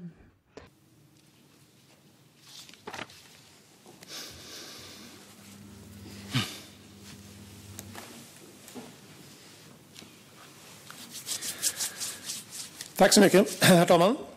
Thank you, Mr. Speaker. Ulf Kristersson hasn't said very much about entrepreneurship, really, because to be an entrepreneur, it's about evaluating risks before you make investments. We see how well-known venture capitalists and other investors are investing in green base industries, which will create new optimism and new jobs across the country. But they fear one thing: uncertainty, and that uncertainty is now provided by the Moderate Party together with their new conservative fellows in the Sweden Democratic Party. We would not have had the most ambitious green legislation ever if you had decided. We wouldn't have taken real investments in green and such as green steel and other projects. In uncertainty on expansion of new cheap renewable electricity is the biggest uncertainty. Why do you want to get rid of green policies as soon as you're given the opportunity? Why do you fear climate policies more than the climate crisis? That's the impression you give off. Ulf Kristersson? Det vore mig främmande att våra röstsiffror till moderater bland företagare och Miljöpartiet bland företagare. Det vore mig främmande. Men jag känner att vi har ett betydande stöd för vår politik bland landets företagare.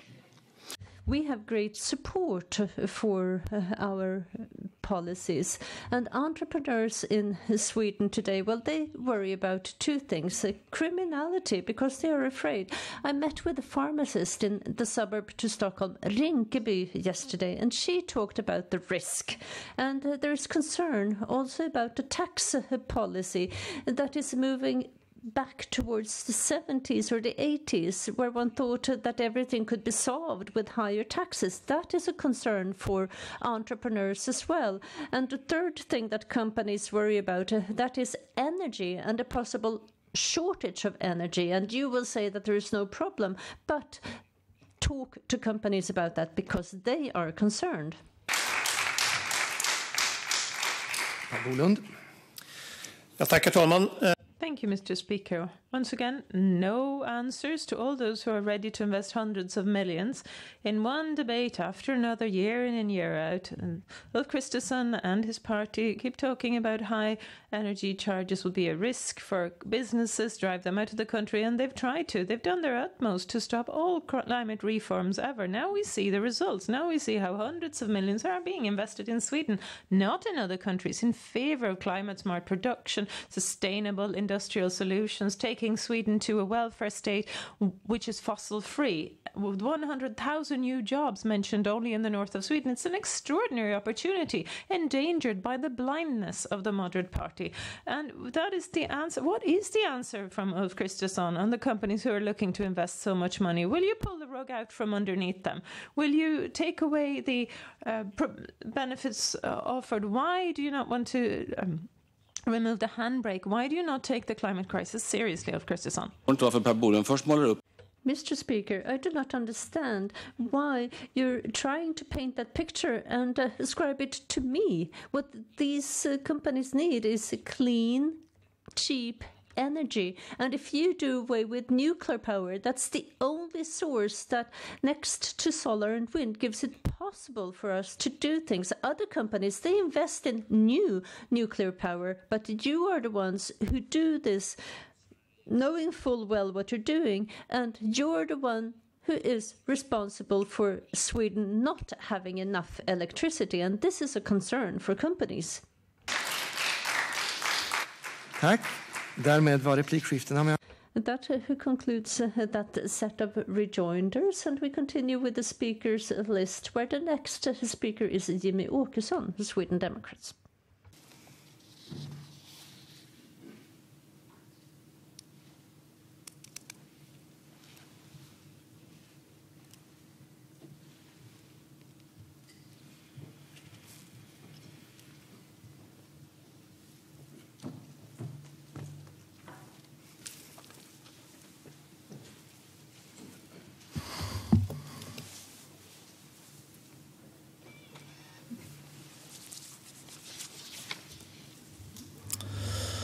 Herr talman. Mr. Speaker.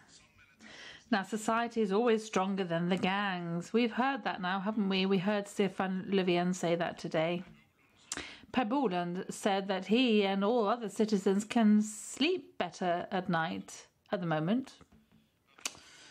Well, Mr. Speaker, I see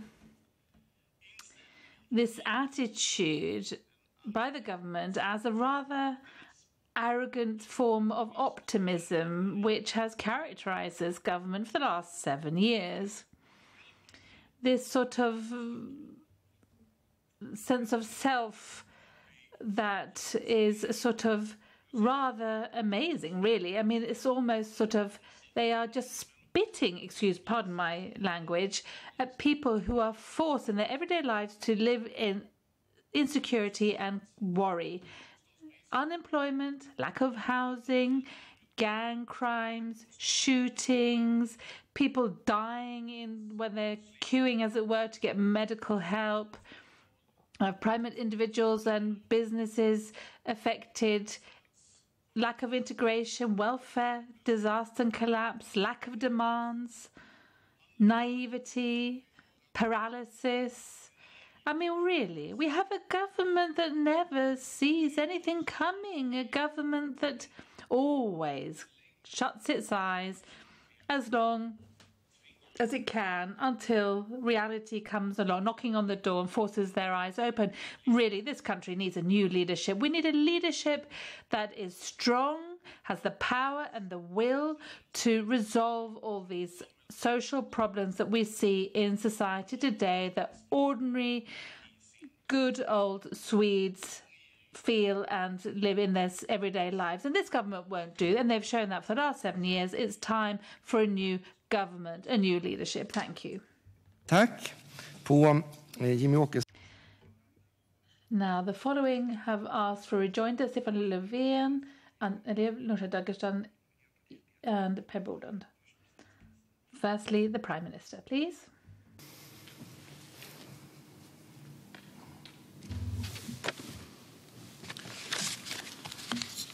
Tack, herr talman.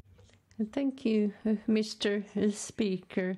Many laughed when Jimmy Åkesson said that we want to be the social consciousness in a government together with other right-wing parties. And I do understand that, because there are many voters who say definitely no to these proposals about privatizations and proposals that are against wage earners. And you lack all credibility. We know that. We know that you cannot be trusted. We have representatives saying that a policy for more financial justice, well, that is a big error in thinking. And when we discuss profits and taxes, well, you say that this is disgusting, and we have companies who make money from welfare services, and you will work for them. And, well, that is the case, and you will not be posing any tough demands in negotiations. Mr. Meek, it was always fun to talk about credibility, in particular when it comes to these issues. Mr. Speaker, when I talk about tax on the wealthy, when I say the Act on Employment Conditions and Security, market rent, Stefan Löfven, what do you say? Oh, whoops, what was it that happened? Well, as a Prime Minister, we have a Prime Minister who, in election campaign after election campaign, have blamed the so-called conservative bloc, depending on how you put it or how he puts it, for all these awful things that will happen. For example, that we're going to reduce taxes on the wealthy, we're going to get rid of employment security, job security, market rents, etc., etc. And then Stefan Löfven, here he is, the second time he's in power, and he does away with it. It does all these things. So don't talk about credibility, Stefan Löfven, to me. Prime Minister? Tack, herr talman. Thank you, Mr. Speaker. When it comes to employment security, let me remind you that the parties on the labour market have decided on the rules, and you are now saying that they made a mistake. You should feel ashamed of yourself. But I guess we can, in a way, trust the Sweden Democrats. What you want to do is that you want to do away with regional safety reps that visit some 50,000 workplaces every year. You will do away with that. You will do away with the paternal month, and you want to have proposals where women will be forced back into the homes, away from the right wing, from the labour market. This is pure right wing policies, and unfortunately, you're also against equality, and that is something everyone in Sweden is very proud of, and you're against it. Tack, Jimmy Åkesson, slutreplik. Stefan Löfven får ju med. Mr. Speaker, now, Stefan Löfven is not speaking the truth when he said that we want to get rid of the months that are allocated, particularly for dads in parental insurance. But we think it's up to the parents themselves who should be on parental leave. And there's a lot of support for that, really, amongst the voters. So I've got no problem with that whatsoever. Now, Mr. Speaker, I and the Sweden Democrats, we're a party which really support the Swedish model. Stefan Löfven, on the other hand, despite the fact that he belongs to the so-called labour movement, is now step by step gradually weakening or even phasing out the Swedish model by, for example, handing over power to Brussels for the labour market. And Stefan Löfven promised that would not happen. But how is that going to benefit wage earners in Sweden if you have Brussels determining the labour market? Nothing. In fact, the opposite is true. But Stefan Löfven is doing this and many other things. That's the end of that round of rejoinders. Next, we have Annie Lööf from the Centre Party, please.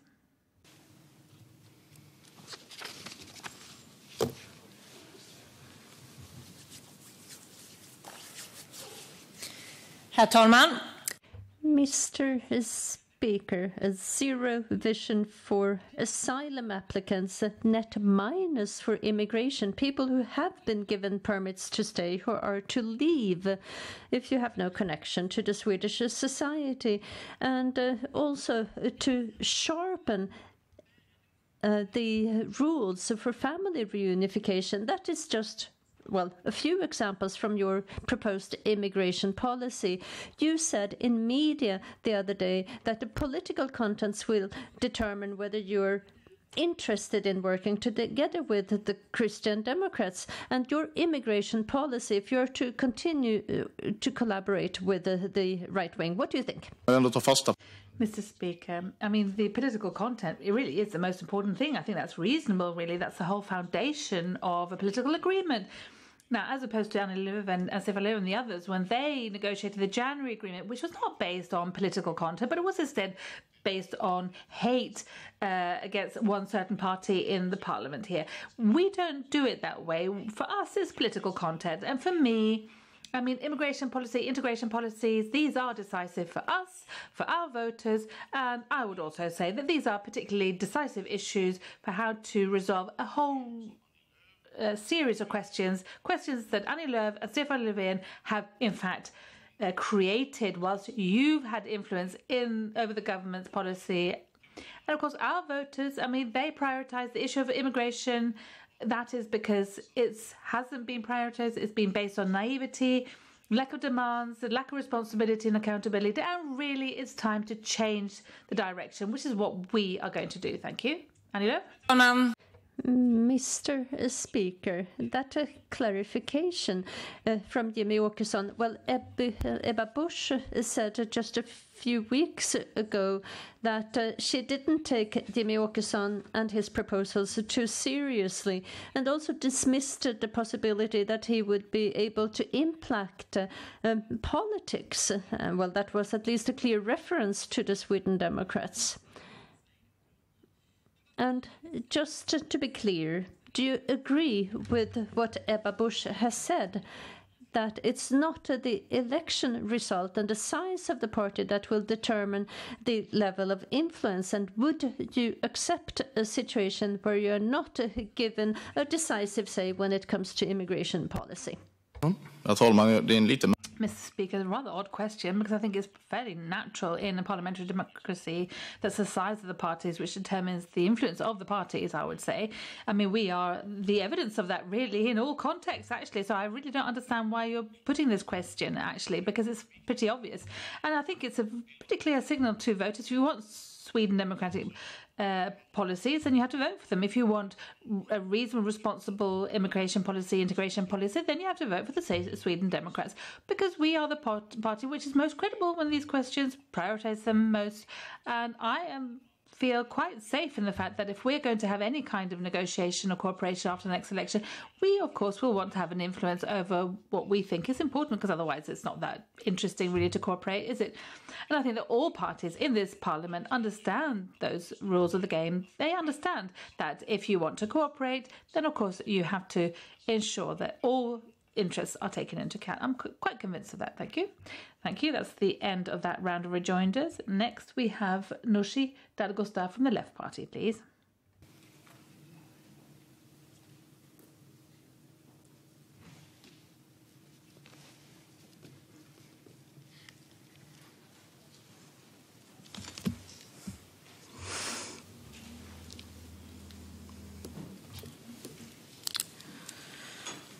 Herr talman. Mr. Speaker, we have the highest level of poverty among pensioners in the Nordics. We have auxiliary nurses, construction workers who retire and, enter into shock. We have one of the worst retirement systems in the EU. This is an experiment going back to the 90s when everyone wanted to privatize, and it's way too small a part of the pay that goes to the retirement funds. So we want to increase the money given to pensioners, and here we have silence, and that is because you do not want to have too much popular pressure in this direction to increase pensions, and that is a big problem today. And how come, Jimmy Åkesson, how come you voted for maintaining that system? Well, Mr. Speaker, not that long ago, perhaps a week ago, maybe 2 weeks ago, when I was very clear with regard to my view on the group, pensions and the pension system, that in the short term at least, we need to allocate more money to the system so that we have more money there, so that people who are retired can get a higher pension. And I think that that's the short-term way of dealing with this situation. However, those who refuse to do this, they think it's better that we reduce taxes on pensioners, because in that way there's a quick relief, as it were. But I think that perhaps, yes, we should in fact reduce taxes for pensioners, but it's not worth that much really if we look at it more closely. We need more money in the pension system in order to ensure that people are able to live on their pension, even those with the lowest level of pension. And I think we're in agreement with that. We perhaps need to speak to about that, because neither Nushi or I, we belong to the pension group, so perhaps we should debate this together. Herr talman, jag noterar att... Mr. Speaker, I noted that Jimmy Åkesson did not answer the question. The Sweden Democrats last week voted in favour of maintaining this pension group, silencing the debate on pensions. And this is where the only thing you want to do is to reduce pensions. And this is where we have the problem, Mr. Speaker, that the Sweden Democrats, they just do what the moderate tell them to do. And the proposal that the Sweden Democrats describes, well, that is something that will give the most to those who have the highest pay. This will not help those who are low-paid wage earners. And that is also something that matches well the policies of the moderate party. The Sweden Democrats, what you do is that you talk, but then you do not do anything. And this week what happened was that you decided to maintain that pension group in the Swedish parliament. I'm surprised. Replik, Jimmy Åkesson. Det förvånar mig. Mr. Speaker, well, I'm surprised that we are sort of following the moderate party when it comes to the pensions. That's not true when it comes to pensions, actually, thus far at least. And I think it's a challenge, actually, going forward. We're going to stand firm here and ensure that pensioners in Sweden are going to be better off. In particular, those that are worst off today, they need to have a better situation, because that's been a very important part of our financial policy when we entered the Riksdag 10 years ago, and that's going to definitely be important for us once we get real influence over politics in this country. And every single budget that we've submitted over the years has included the fact that the pensioners worst off need to be better off. So I don't understand this sort of conflict that you're trying to find here, Nushi. I mean, don't pretend that there is a conflict here. Don't do that unnecessarily. Instead, let us sit down and talk about what we can do to make things better for our old age pensioners. That's the end of that round of rejoinders. Next, we have Johan Persson from the Liberal Party, please.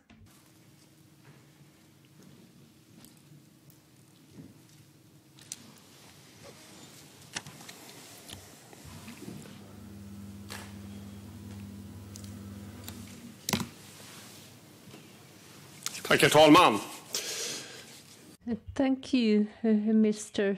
Speaker. Well, both of us have celebrated the Swedish National Day, and perhaps you sung the Swedish hymn as well, but perhaps with different types of emphasis.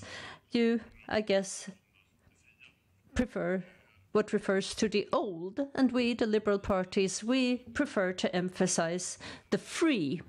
And we believe in collaborations. Well, our politics come from different backgrounds, but do you see an advantage with, for example, agreeing in the EU among G7 countries about corporate taxes, and to ensure using corporate taxes that we can pay for welfare, and also put some restraints on the global giants? You touched upon yourself the tech giants and how they dominate the world. So what do you think about harmonized taxes? Du gamla, du fria.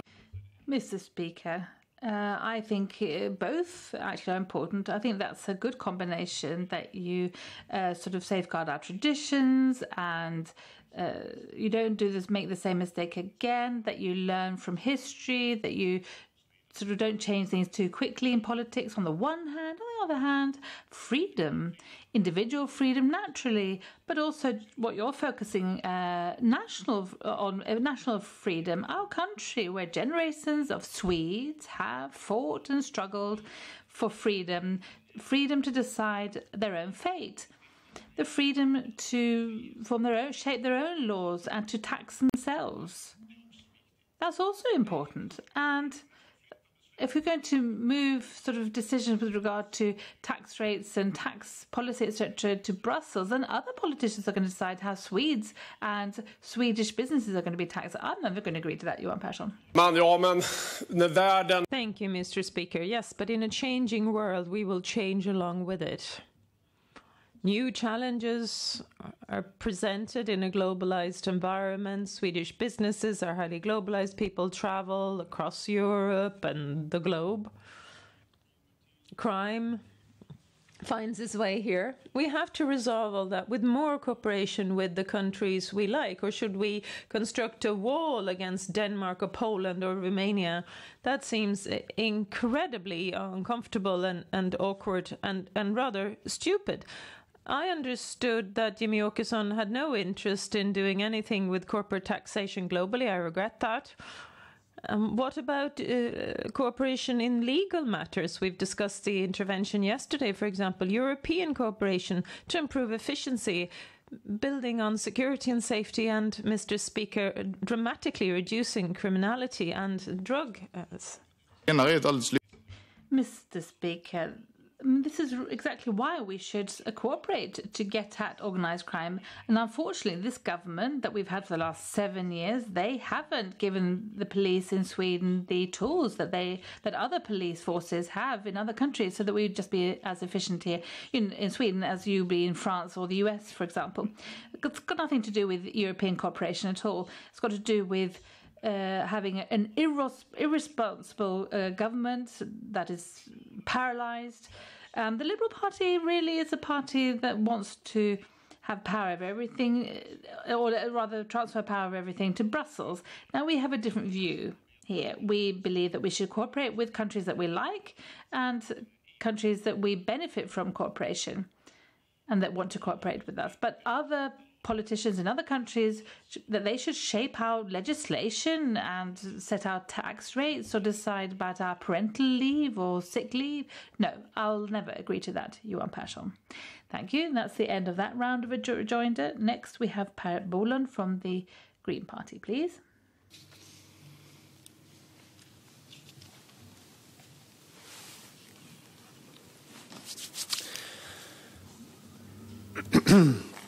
Thank you, Mr. Speaker.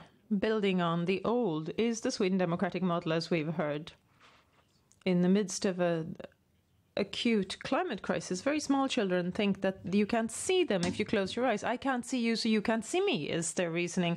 Jimmy Åkesson is using the same type of logic all the time, including here in the rostrum, including the biggest challenge of our times, the climate crisis. Only here, Jimmy Åkesson has had 2 opportunities to reply to voters, but he's put his hands over his eyes and hoping that that's enough to resolve the climate crisis. No words about how we ensure that new base industry gets the renewable electricity they need, or how regular people can afford an electrical car to charge at home, or investing in railroad expansion.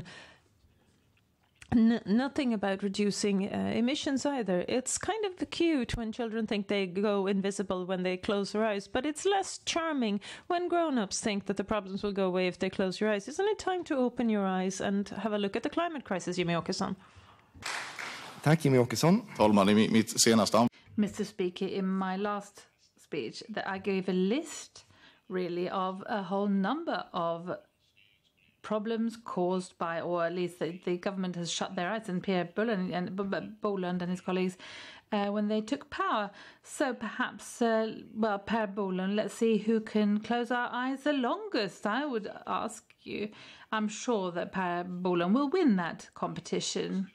Now, how can Swedish industry get electricity, or electricity for our electric cars that you know in the future? Well, it's not by phasing out our stable production generation of electricity that could have stayed actually by phasing out nuclear power in this way.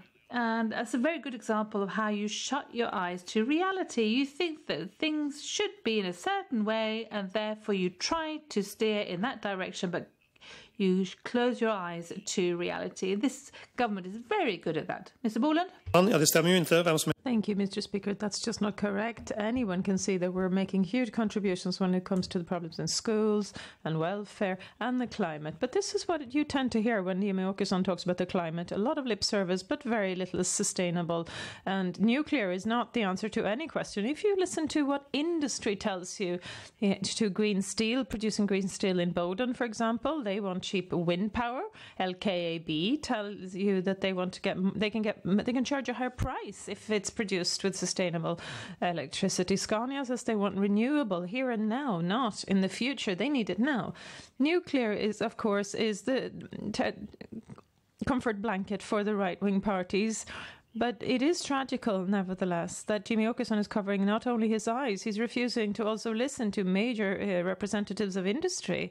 Jimmie Åkesson, is it not enough to cover your eyes? Do you have to cover your ears as well? Slutreplik, Jimmie Åkesson.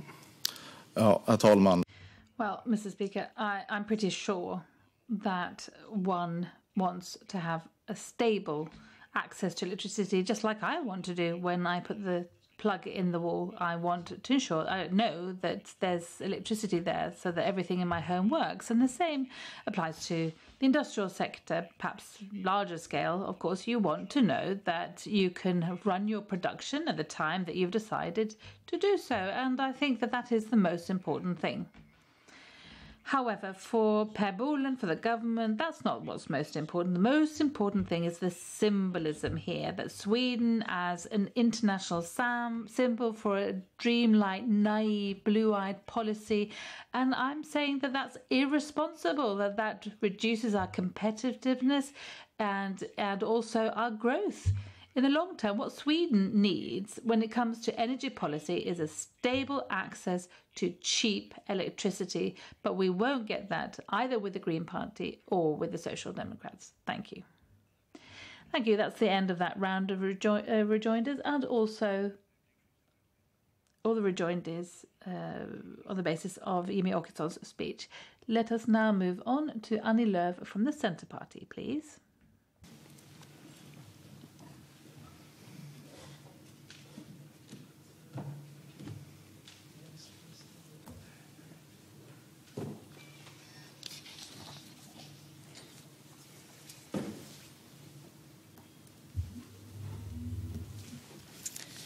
Herr talman, Mr. Speaker, in order to get Sweden to progress, we need the ability and the courage to see the whole picture, realize that without companies that do well, we will not get any money for our welfare. We need to understand that climate change cannot be halted unless we have the businesses on board. We need to believe in people's own abilities. The Green Party, or rather the Centre Party, has been fighting for a greener, safer, more entrepreneurial Sweden for over 110 years. A lot remains to be done. We want to continue to ensure that the climate for our companies is improved. We want to reduce cost, making it cheaper and easier to hire people, opening up the labour market to more people, continue forward on the path the Centre Party has shown is possible to choose. We reduce the taxes for jobs and companies, and we invest in the core of welfare. We're doing even more to make you feel safe and secure regardless of where in the country you live. We make sure that healthcare is brought closer to people, that ambulances and police will come when you call for them, whether it's in Hjällbo, Härnösand or Haparanda. Ensuring that every woman can feel safe and secure in her own home.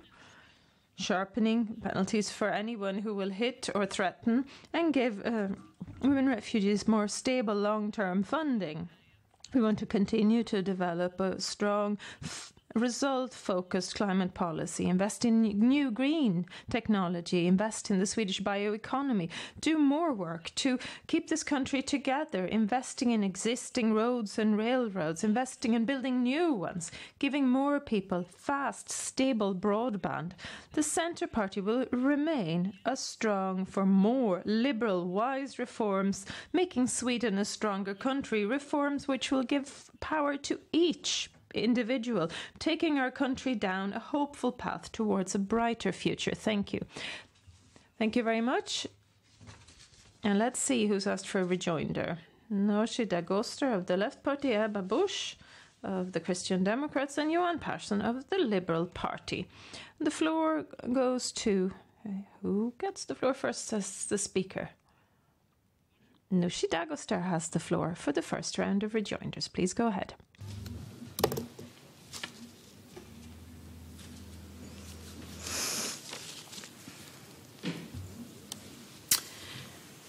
Fru talman. Madam Speaker, where is Annie Lööf? Where is she? Hello, hello. Where is Annie Lööf? 5 days since Annie Lööf gave a shock decision to the Rental Association. We're going to increase rents. Not with one word has she commented this or answered questions from the Rental Association's organisation around the country. She doesn't want to say why it's so important that she's really prepared to cause a crisis in government to introduce market rental rents in Sweden. I understand, but most voters, a vast majority, are saying no to rent set by the market, and it's going to be very difficult to build homes with that. It's going to be even more difficult to do so out in the rural areas. Isn't it time, Annie Lööf, to let go of the prestige and don't risk a government crisis? Thank you. Annie Lööf. Fru talman, Nooshi Dadgostar. Madam Speaker, Nooshi Dagoster needs to stop telling lies.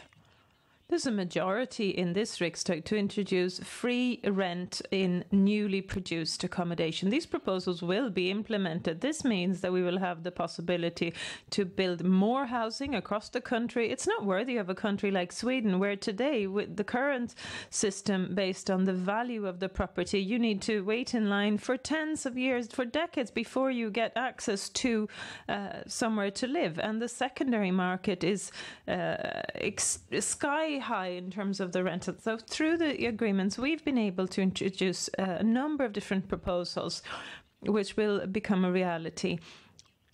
The proposals will be implemented during the upcoming year, and that's the reason why we have a Prime Minister from the Social Democratic Party, because the January agreement is the basis for us accepting the Social Democratic Prime Minister. Madam Speaker, this worries me because Annie Lööf's own inquiry has said that they can't see that this is going to lead to any more rental accommodation.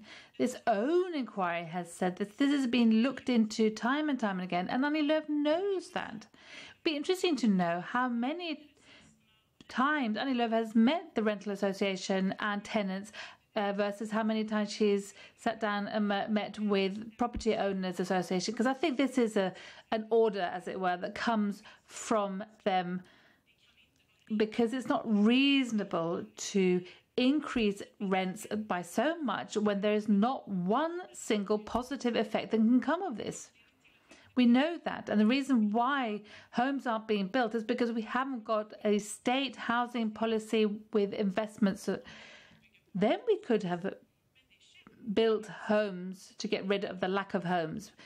But you're fighting against this. Why is it so important to cause a government crisis on this particular issue, Annie Lööf? The floor goes to Annie Lööf, please. Madam Speaker, I have a few tips for Nooshi Dagoster. Stop shouting from the left. Over in the corner, there are no market rents which will raise the rents for those who already live in rented accommodation. This is a reform which provides with freer rental setting for newly produced accommodation. It's not going to impact anyone who's already living in an apartment, and the knot in your stomach and the worry amongst tenants currently, we need you to stop telling lies. You're building that knot in the stomach. We need to have more support packages so that we have more rented accommodation, so that young people can move away from home, so that we can have higher mobility and more rented accommodation available. And I went with the Tenants Association many times. They usually join us for municipal activity days and they come to our Congress. We believe in an open dialogue, but this is a centre party policy for a long time. Sweden needs liberal reforms and they will be implemented. Thank you very much. That concludes this round of rejoinder, and the next round we'll begin with Ebba Busch for her first rejoinder. Please go ahead.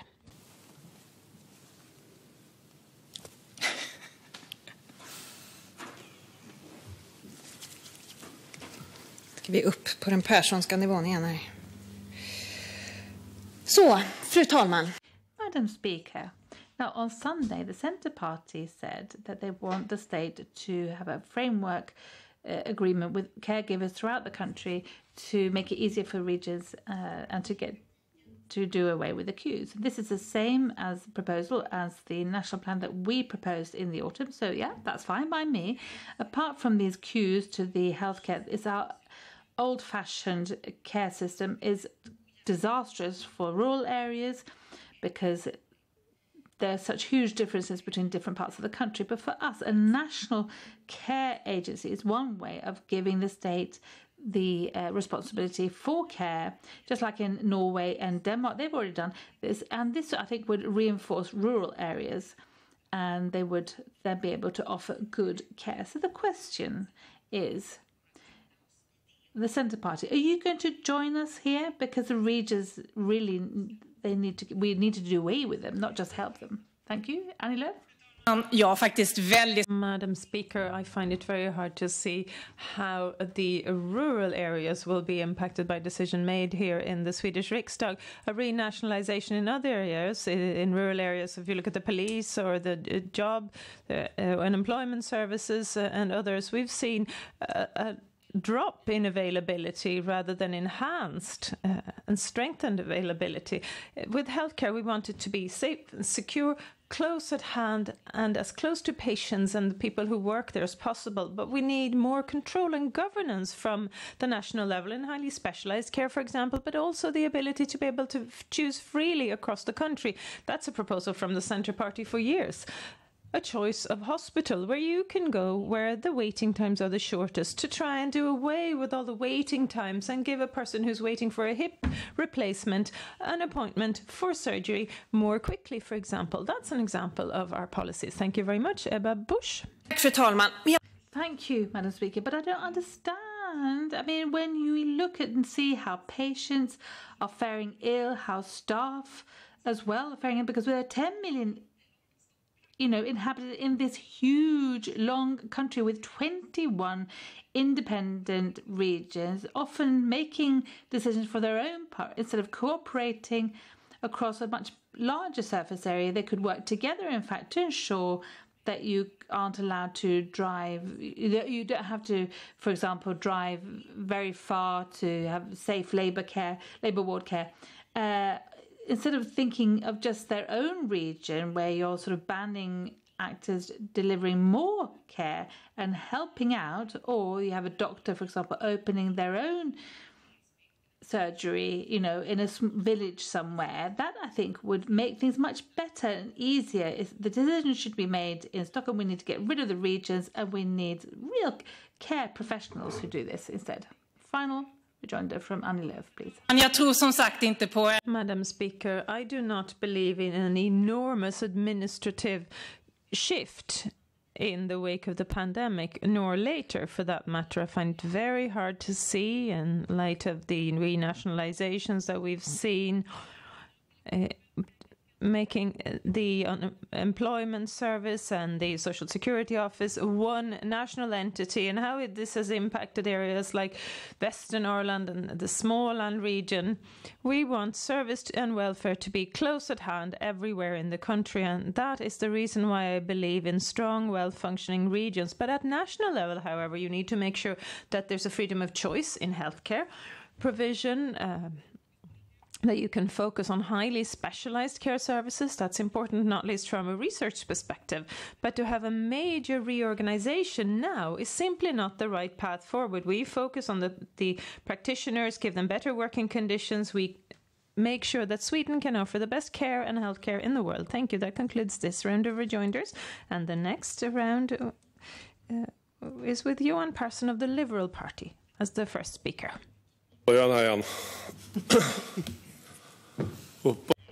Well, let's see what will happen. Things go up and down with the Liberals. I would like to talk to Annie Lööf about energy. We do know that there is a big transition in that we need more electricity. And that is something kind of amazing for welfare. And all the developments build on energy, and we might have to double what we use. Well, nuclear power, that's a kind of a sensitive issue, even if the Centre Party has done a bit of a journey. I'm thinking hydrogen, and not blue or yellow, but green. And then if we could have a combination of wind, solar, and also some new nuclear in order to, well, get hydrogen going, because that's good. Annie Lööf. Tack så mycket, fru talman. Ja, Centerpartiet står bakom. Thank you, Madam Speaker. We support the energy agreement in the Centre Party, not least the one the alliance parties concluded 12 years ago, confirmed by this government. And it means that nuclear is permitted in Sweden. There's no ban on the idea. You can replace existing reactors and upgrade the effect of the existing reactors even.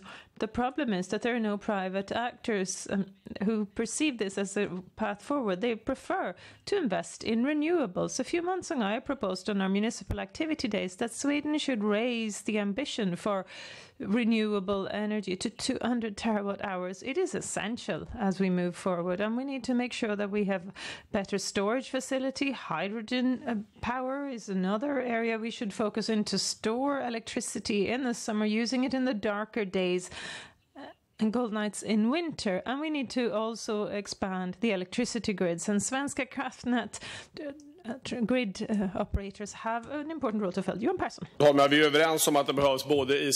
Well, Mr. Speaker, we agree that we need to look at production and grids to electrify Sweden so that we can ensure transports and them becoming fossil-free. You need to be able to charge the bus or the truck or the car. And hydrogen is something I feel gives a lot of hope. And the Liberal Party, well, we have found that we have seen an extension of wind with state aid, as a matter of fact. And we can see that a lot of money has been spent subsidizing wind. And I think that we should now make a big effort. And soon we're going to go into budget negotiations, Annie Lööf, in accordance with the January agreement. And I would like to focus on green investments, green credits. That's something we have that we could develop, and then we should go for hydrogen. Are you with me? Thank you. And final rejoinder. Du är väldigt lovande. Madam Speaker, that sounds very promising when listening to you in person. We have the hydrogen gas strategy, of course, that we've looked into. And at the budget negotiations last year, we earmarked money to invest, not least in hydrogen gas. And we're happy to top up that kitty of money to have a long-term perspective. But if we want to stay competitive in Sweden, if we want to have long-term stable preconditions for investments, we're going to need a broad agreement on energy with many parties on board so that we don't see changes after every time there's a potential shift in power. The Centre Party can guarantee that. And this is the reason why it's so important to have a long-term approach to energy agreements with a number of parties on board to stay the course. There's so much money involved in renewable investments and also in storage when it comes to hydrogen gas. So we need to have the right preconditions. So I'm happy with broad investments for long-term investments in the future. Thank you. Thank you very much. very much. That concludes this round of rejoinders, and we'll get back to our speakers list. And the next speaker for the second address is Nooshi Dadgostar of the Left Party. You have the floor.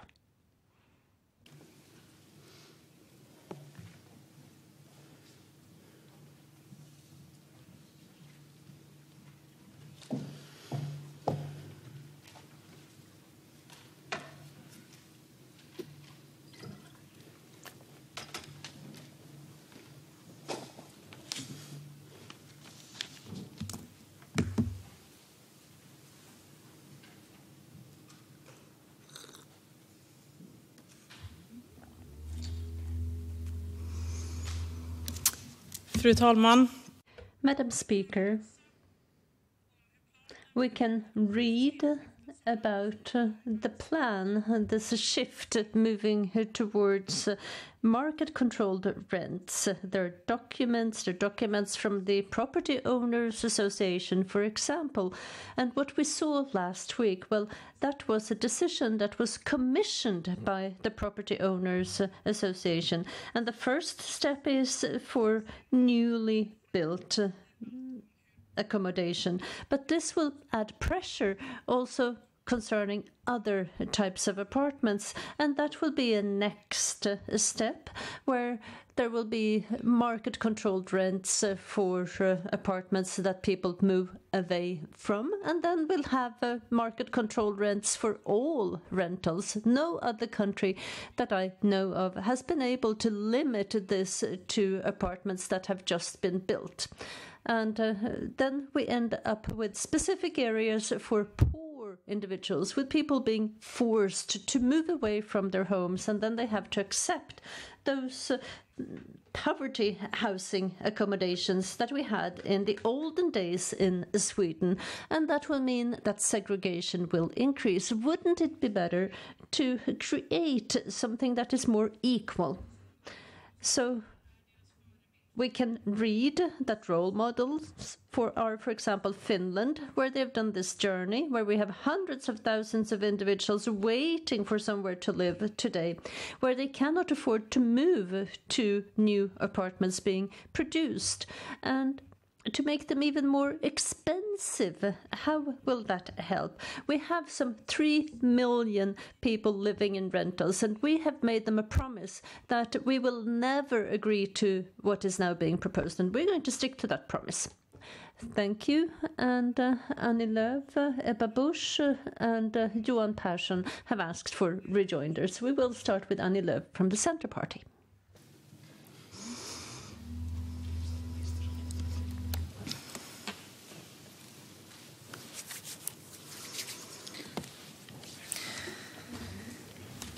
Fru talman, Madam Speaker, Nooshi Dadgostar was responsible for housing policies in the Left Party before she became the party leader. She knows how important accommodation is, and she knows that if you make incorrect claims, it can be very detrimental. And the question then is why they express the free setting of rents and describes it the way she does.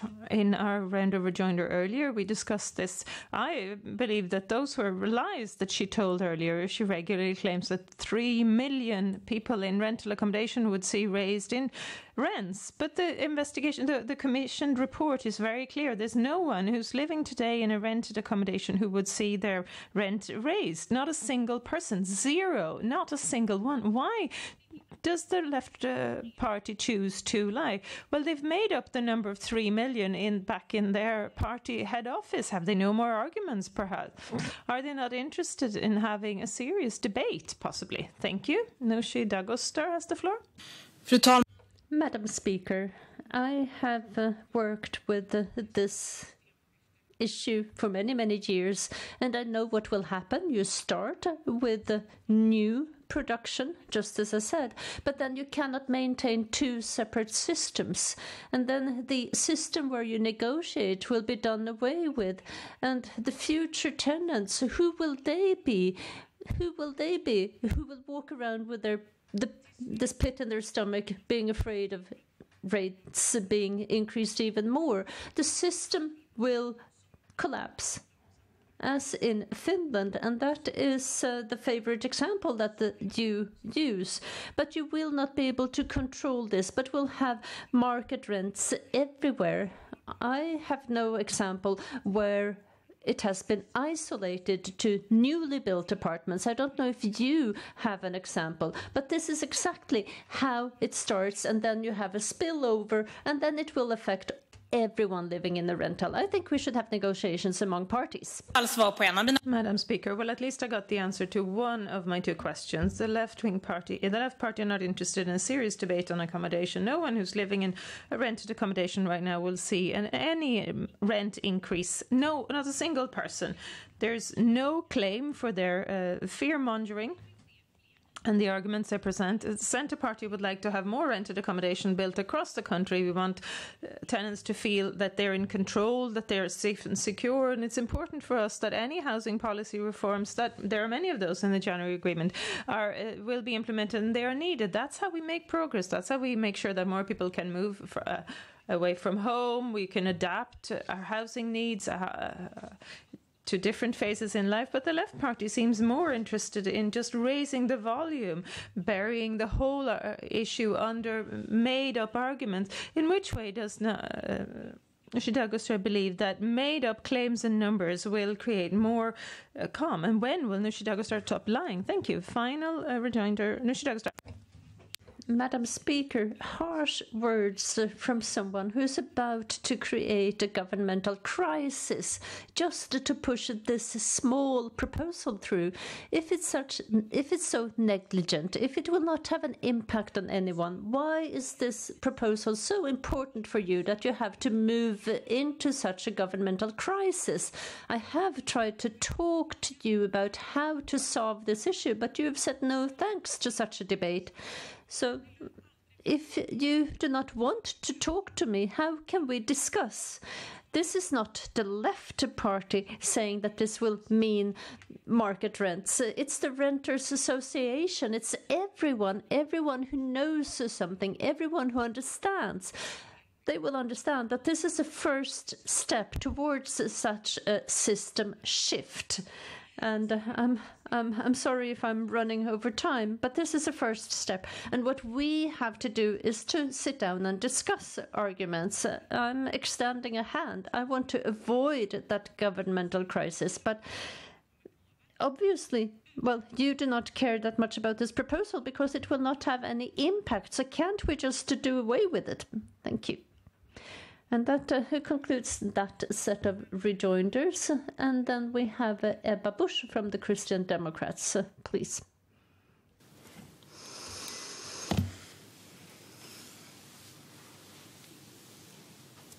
Fru talman.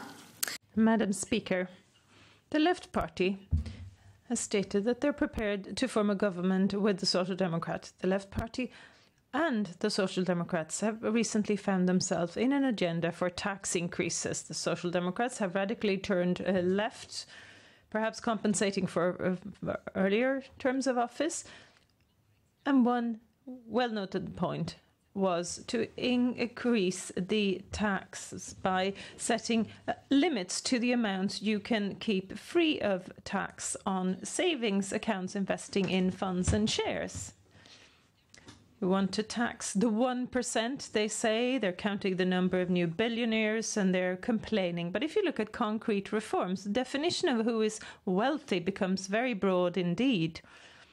A working group said that 150,000 kronor in a savings account could be enough. Where is Dadgostar's limit? When do you belong to the group of the wealthy who needs to be made to pay? Who is wealthy in Dadgostar's world?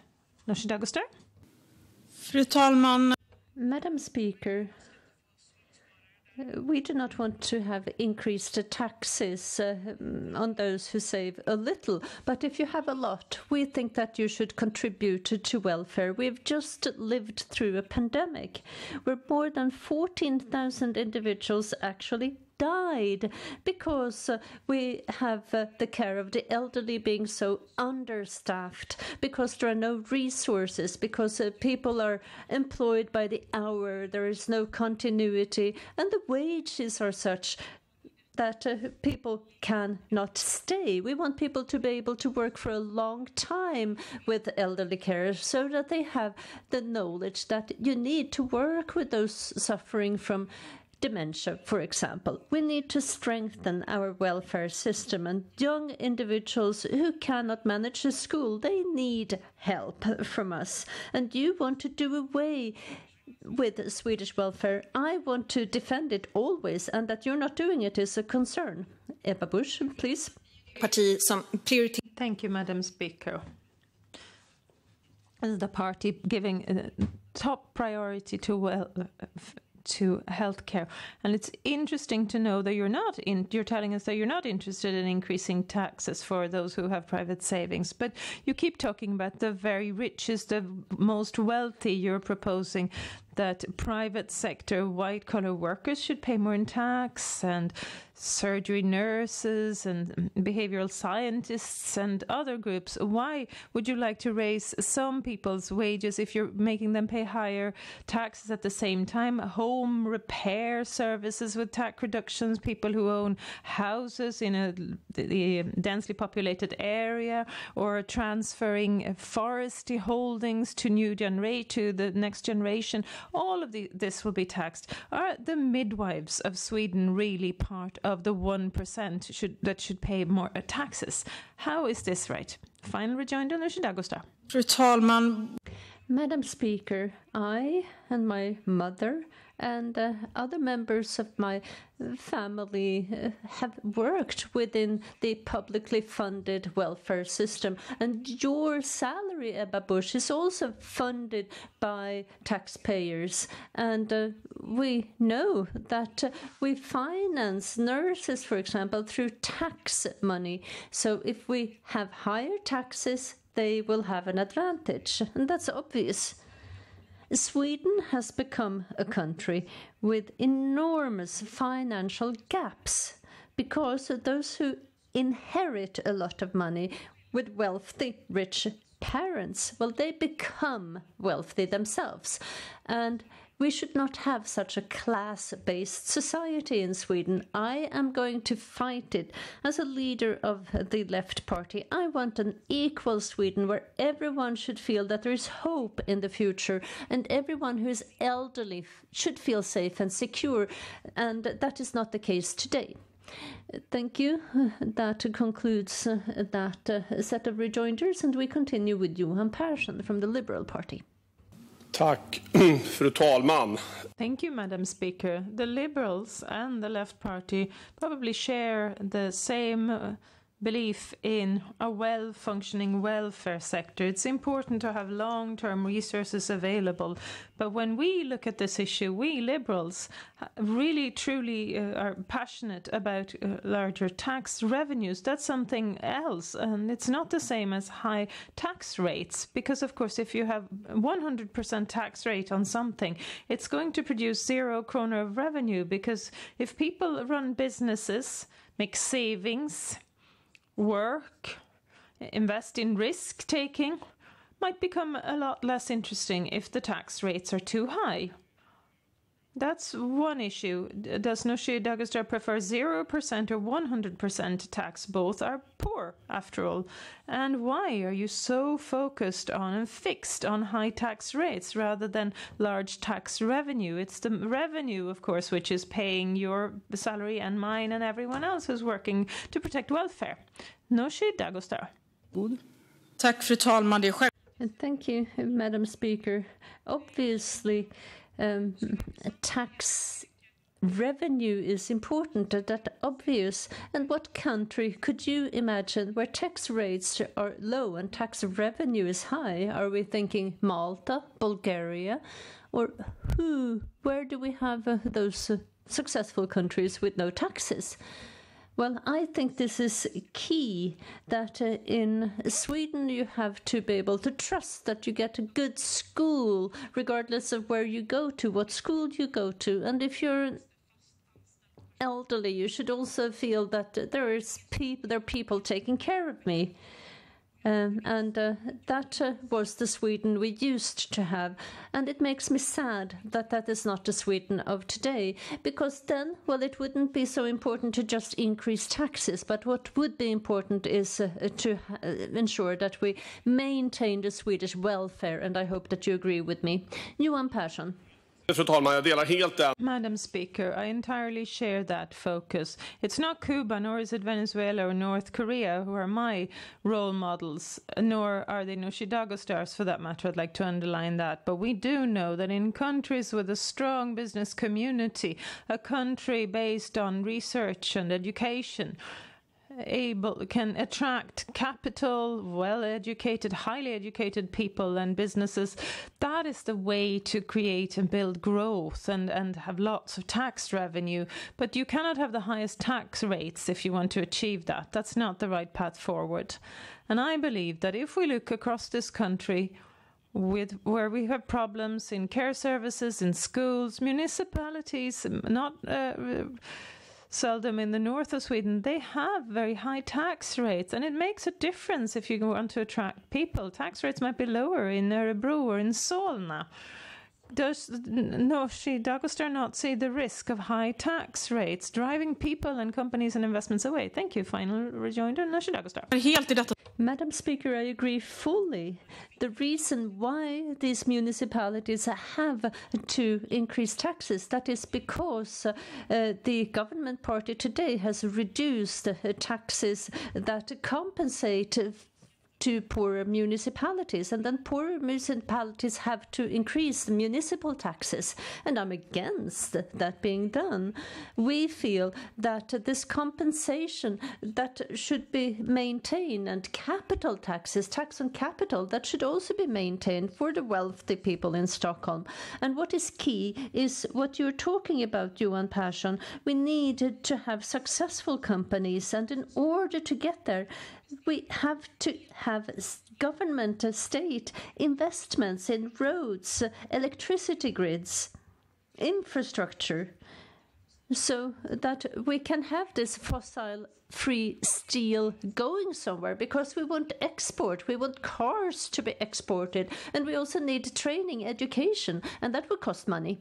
Thank you, and that concludes that set of rejoinders, and we continue with the speakers list, where the next speaker is Ebba Busch from the Christian Democrats.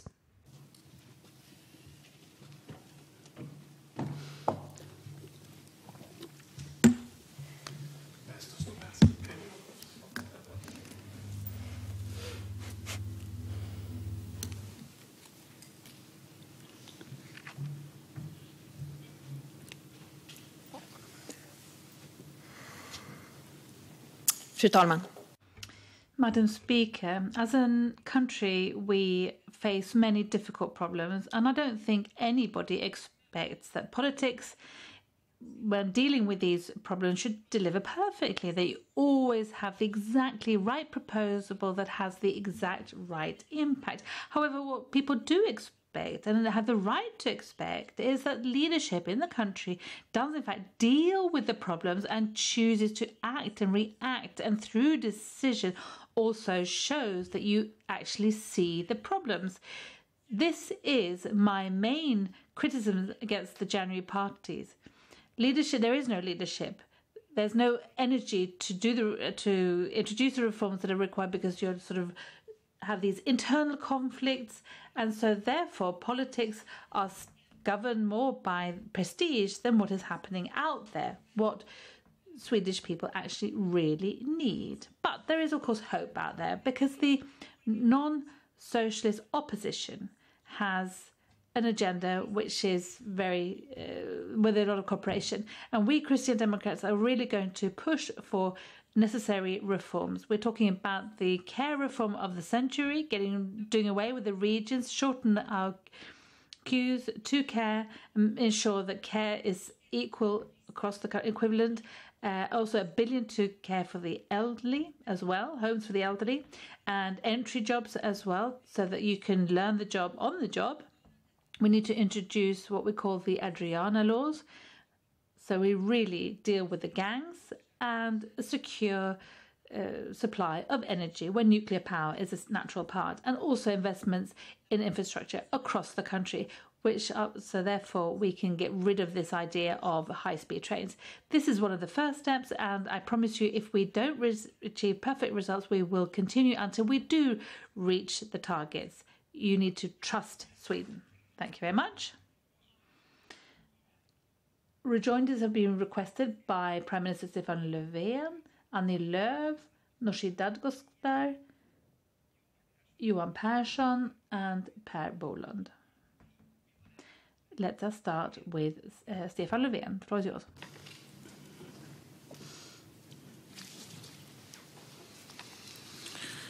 Tack, fru talman. Thank you, Madam Speaker. I welcome the fact that the Christian Democrats are interested in Swedish medical care. We need to do away with waiting times and enhance the capabilities within Swedish health and medical care. And what I am somewhat surprised with is the rhetorics, because if we look around the country, we see that about 75% of those who are waiting for too long beyond the so-called care guarantee, well, those we have in regions where you are in power. And my question is, well, are you prepared to take that responsibility? You're talking about putting this back under governmental control. Ebba Busch. Thank you, Madam Speaker. No, there is a clear line here. I think really a good example of different types of political leadership. Now you have political leadership that cares about the system regardless of whether it's red or blue in the regions, and political leadership that wants to put people at the centre before systems. There's a difference between the welfare policies of the Social Democrats and the policy of the Christian Democrats. We need to do our homework that the Netherlands, that Belgium, that France, the UK, Denmark and Norway have already done, and understand that small independent regions cannot handle highly specialised healthcare, which is the best for the patient and the staff actually as well. And with the system that we have today, they won't be able to do that. I'm not defending that, but you can continue doing that. The voters, they will sentence you. Madam Speaker, the only problem is that the regions, municipalities are given subsidies. Some 40 billion goes from the state to municipalities to enhance welfare. And they also get some 4 billion every year to work with care of the elderly. And that way they can deliver safety, security for the elderly and for the employees. And there are many examples, Arvika, Kalmar, Uddevalla, Luleå, where we have more ancillary nurses, more staffing, full-time being the norm, and it's better for the elderly. And these municipalities have one thing in common, which is that the Christian Democrats are not involved. But that is the case in municipalities like Huddinge, Danderyd, municipalities that do not invest at all in the care of the elderly. And you should take responsibility for what your party is doing now. And a final rejoinder for Ebba Busch. Madam Speaker, I keep getting back to the fact that there are different types of political leadership. I mean, this is like listening to a sort of a bad copy of Göran Persson, his recipe of just pouring money at elderly care and believing that's going to resolve the problem. But under your leadership, Stefan Löfven, we've seen that these queues have doubled, and that was even before the pandemic. And now here we are with the same result, or the same recipe rather, which doubled the queues. No plan to resolve the lack of nursing homes, hoping that the result is going to be different. This is madness, definition of madness. Doing the same thing time and again and expecting a different result. Doing the same thing that Göran Persson did at the beginning of the 90s and think that that's going to lead to better care, etc. That is madness. We believe we need to put the people at the centre above the system, regardless. Thank you. That's the end of that round of rejoinders. Next, we have Annie Lööf from the Centre Party, please.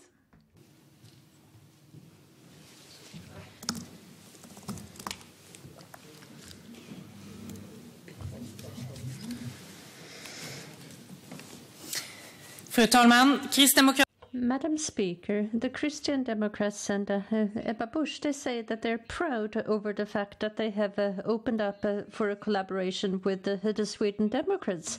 And just now we heard the Sweden Democrats, Jimmy Åkesson, say that they will require to have a significant influence on immigration policy in the future, and that it's obvious that you have a say that's relative to the size of the party. And then we're talking a zero vision where people are being sent away, where it will be very difficult to have family reunifications. And this is far removed from the Christian Democrats' view on immigration policy. But now we've heard from Jimmy Åkesson here today.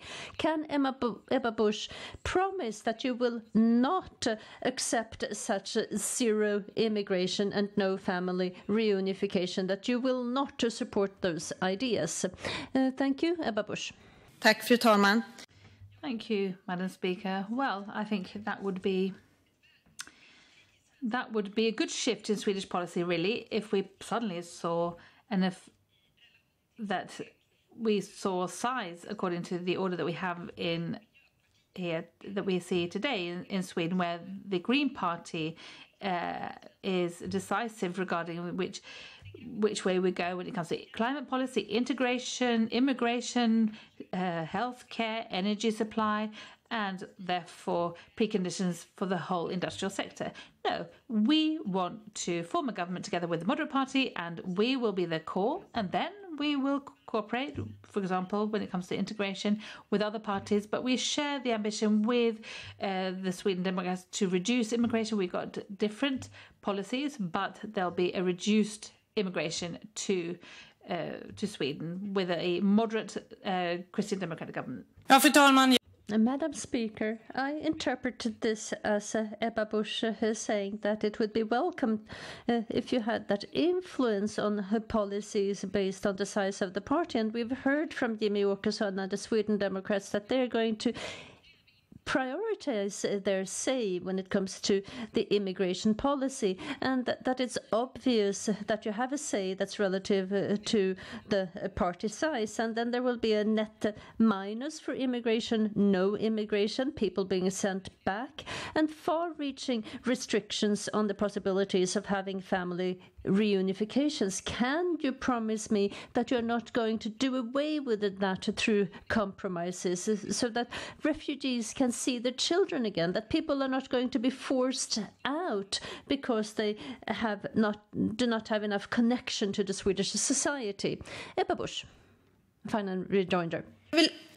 Madam Speaker, let me just start by emphasising that those who have sort of made the Sweden Democrats sort of part of the system, it's the voters. It's the voters who decide the size of each of the parties, and then we have to negotiate. And we can see this, with our parties, we've negotiated with different ways, and the Sweden Democrats won't be able to get the go-ahead for all their proposals, but we have the ambition to reduce immigration into Sweden, and we're not going to say that we're not going to say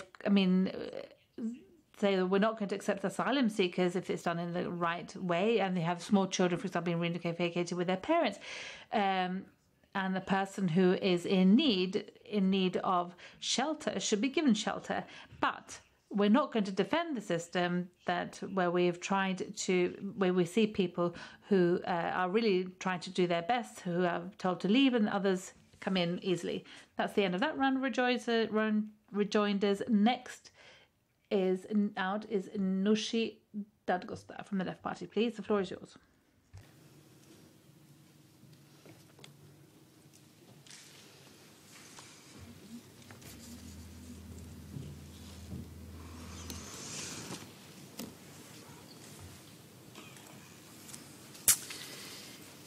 Ja, fru talman.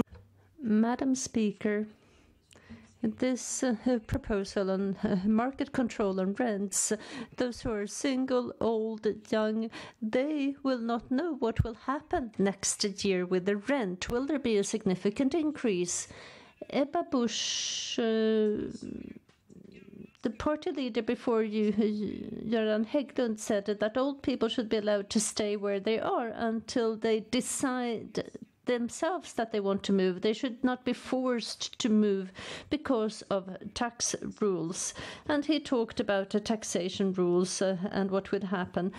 And why, Madam Speaker, if Stina had a rental, then it would be okay to just force her to leave her apartment. Ebba Busch, Christian Democrats. Tack, fru talman. Thank you, Madam Speaker. Well, I think you could just go back to the rejoinder with Annie Lööf, who's talking about this. This is fascinating, this discussion. I mean, left politicians and also liberals sound as if Sweden has been changed into sort of an Ayn Rand novel. This is not quite the case, because in reality it's about limited adjustments of a system which nobody, I think, would say works well today. The Left Party, do you really mean that it's a well-functioning system that we have today, where there's so many people who have got the possibility to buy their own home, find it difficult to find the amount of money, if you haven't got rich parents, to actually do so, and you want them to be taxed much harsher as well, you, the Left Party, but also it's difficult to get rental accommodation because there's too little being built, because it's expensive to build. But in reality, the difference is very little. With this change, I mean, the change that we're going to see. Thank you. Nooshi? Fru talman. Madam Speaker, Ebba Busch said a lot, but she did not answer my concrete question. Why would it be okay that Stina, aged 72, is forced to leave her home? Because you like the idea of market-controlled rents. Because, well, if the character of a neighborhood changes, becomes more popular, then rents can go up significantly. That is what we have in the Commission report. They are not claiming that this will only affect new apartments. They're just talking about higher rents. So why do we make a difference between someone owning a home and renting a home? Shouldn't both these groups be allowed to feel safe and secure? Why should the person renting always have this concern that maybe next year my rent will increase because of a shortage of apartments, for example? And with higher rents, we will have higher lack of apartments. Ebba Busch. But that's not quite what the proposal looks like. And we already have rents and high rents and high prices on homes as well, flats, because of the market value, because it's expensive to build new homes in Sweden, regardless of we're talking about flats or if we're talking about rental accommodation. So the answer to the concrete answer is that, well, we sort of make older people to leave from their homes. The answer, of course, is no. And the solution to that problem has got nothing to do with rental accommodation in newly produced buildings or increase in taxes on savings. No, it's about having a well-functioning housing policy which makes it easier to build smaller houses. I think that would make a huge difference. That's the end of that round of rejoinders. And next out is Johan Persson from the Liberal Party.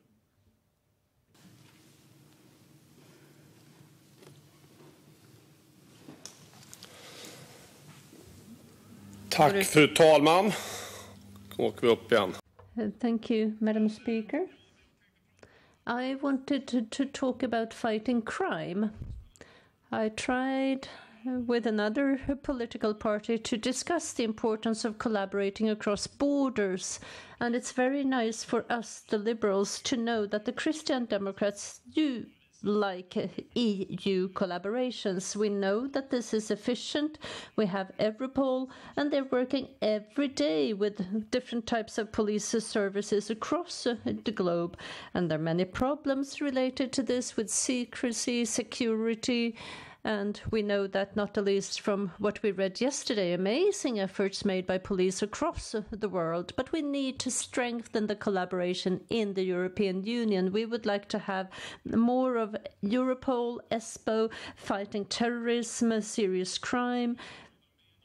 And I want to know if we have you, the Christian Democrats, with us. Ebba Busch, please. Ett rakt svar på frågan. Good, straight answer. Yes, the answer is yes. And I've already informed Liberal representatives Jan Björklund many times before that there were 3 Christian Democrats who laid the basis for the European Union as it is today. And an important part of this was to ensure peace through more open trade, freer trade, but also because we were supposed to be able to cooperate on cross-border issues. And crime, serious crime, organised crime are paralysing so many countries within the European Union today. And I think that is therefore one such cross-border issue where we want to see a more in-depth work at the or cooperation at the EU level, at the same time as we want to keep the EU away from labour law or the care sector. But here, absolutely, more cooperation. Thank you. Thank you. Johan Persson from the Liberals. Thank you, Madam Speaker. Well, I'm touched. It's so amazingly nice to hear this. The entire idea with the EU collaboration is that we're stronger together. And if you're alone, well, you're alone and not much more. When we started this project, and that was something that was very good. And then the idea was to deepen collaboration even more. And sometimes we are criticized saying that it's too much. And, well, we hear, Romania getting paid for Roma individuals not being abused in other countries or whatnot. But open borders we can only have if we fight crime together, so that these criminal gangs, serious crime, theft, burglaries, those gangs, well, we need to work together, and I'm looking forward to that. We have a lot that needs to be done, and that also has to do with the new government. And then we have Eva Busch. Thank you, Madam Speaker. I think we'll continue along the same lines. We had Adenauer, Gaspar Ridgeman, all these 3 men who laid the foundations. But I think that when it comes to the social pillar, when we sort of end up too far in those discussions to support the EU as something to last for future generations, I think these are issues that should in fact be dealt with by the countries themselves. But when it comes to crime, for instance, and the press conference that we had during the week, there I think there's an increased support for the EU and international cooperation when we see that it does make a difference cooperating, for example, against the gangs in this particular case. So I think that, can't you deal with your separation and your divorce quite as quickly as possible? Because I agree with you in many instances. Thank you. That was the end of that round. And next round of rejoinders is Per Bolund from the Green Party, please.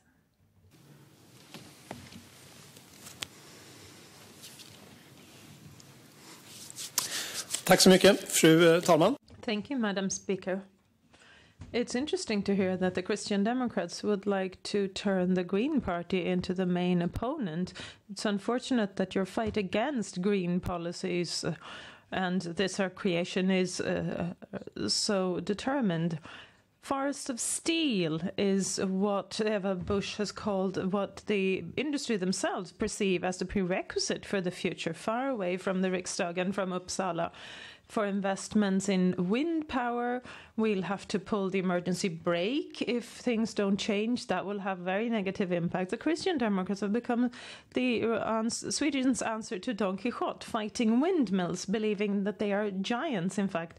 Don Quixote was fortunately only a character of fiction. We'd like to see more renewable energy in reality. And can we hope that your objection to wind power can become a fairy tale too? Eva Busch?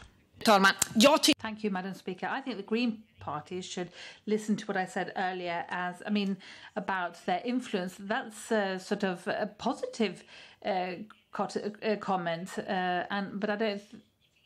But then on the other hand, I think that you at the same time are acting negatively for Sweden. But I think at the same time, I'm praising you.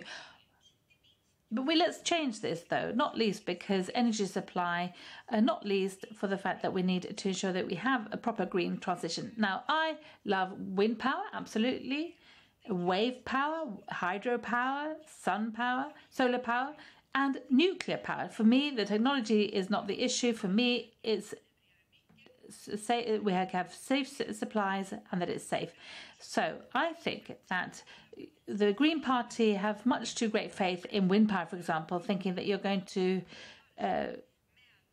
replace forests with steel. We need a balance here, more nuclear power and more wind power.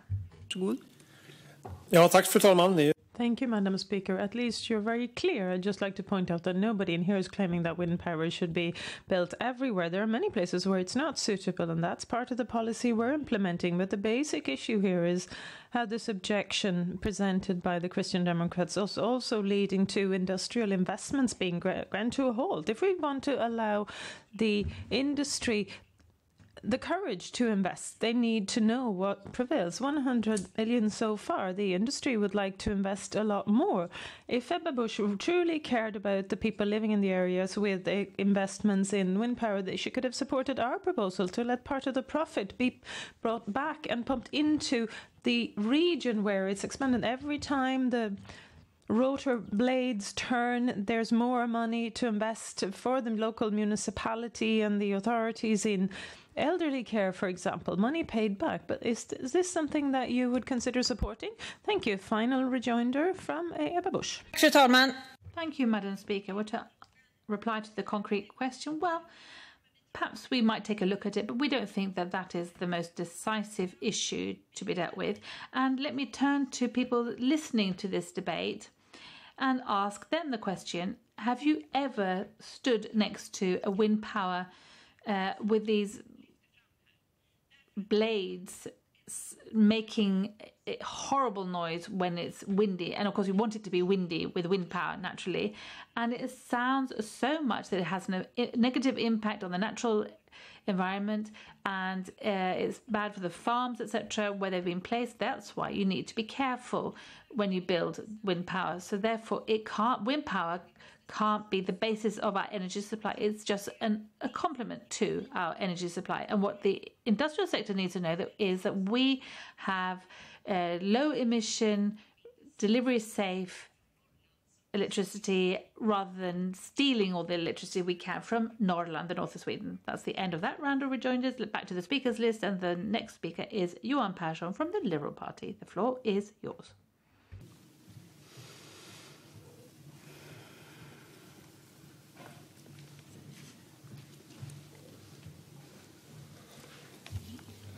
Tack, fru talman. Thank you, Madam Speaker. The Swedish schools could, as we heard, be the answer to almost everything and to all our challenges: equality, freedom, health, exclusion and marginalization, welfare. A lot has been done, but a lot remains to be done. Last year, I'm going to attend a last day of school ceremony with a 9th grade class in the afternoon, but I'm not entirely sure about the numbers today. However, last year, 115,000 graduated from compulsory school. Most of them continue to upper secondary school, but far from all. Last year, 15,000 left school without having the grades needed to apply to upper secondary school. That's a group of people who lack an important prerequisite to shape their own lives. And in order to ensure that more people succeed at school, we need a focused reform agenda, a continued focused reform agenda, laying the foundation for an equal, knowledge-based school. The knock-on effect of the pandemic has enhanced and showed the shortcomings we had. People who stay at home, who can't find the strength to get back to school, need help. We need to have caring, competent adults helping them and guiding them.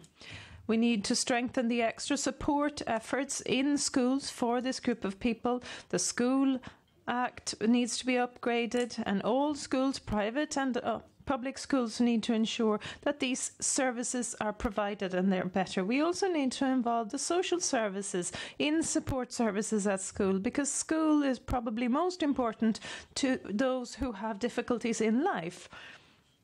We want those who are thirsty for more knowledge not to have to pull the brake. We want those who need more time to be given the opportunity to go to school during the summer and during the breaks.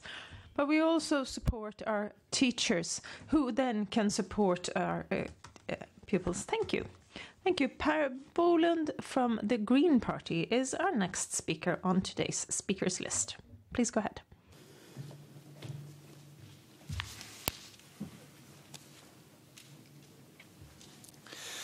Tack så mycket.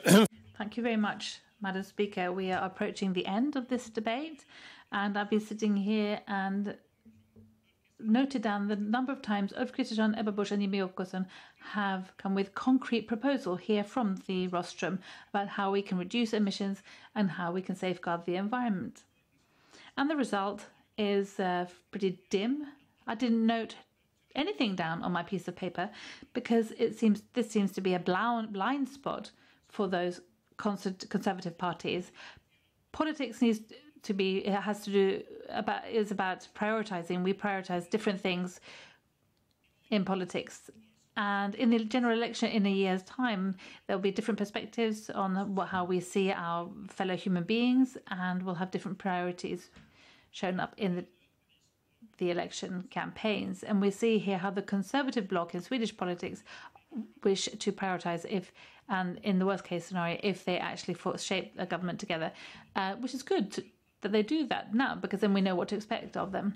But I do believe that these conservative parties are making a mistake, and they make a mistake that they mistake ordinary people with the Twitter accounts tweeting their anger.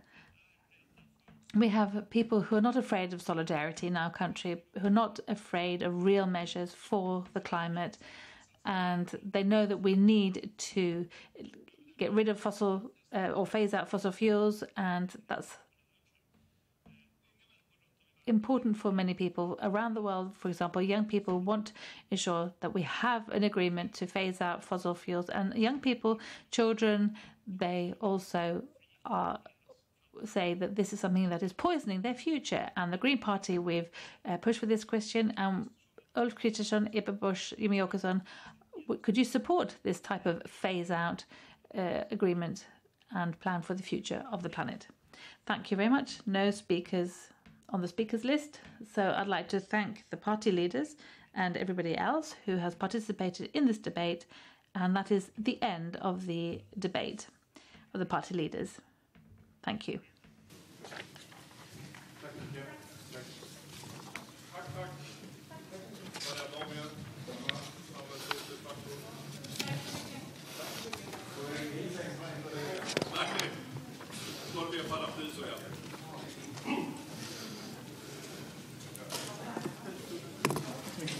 Tack så mycket.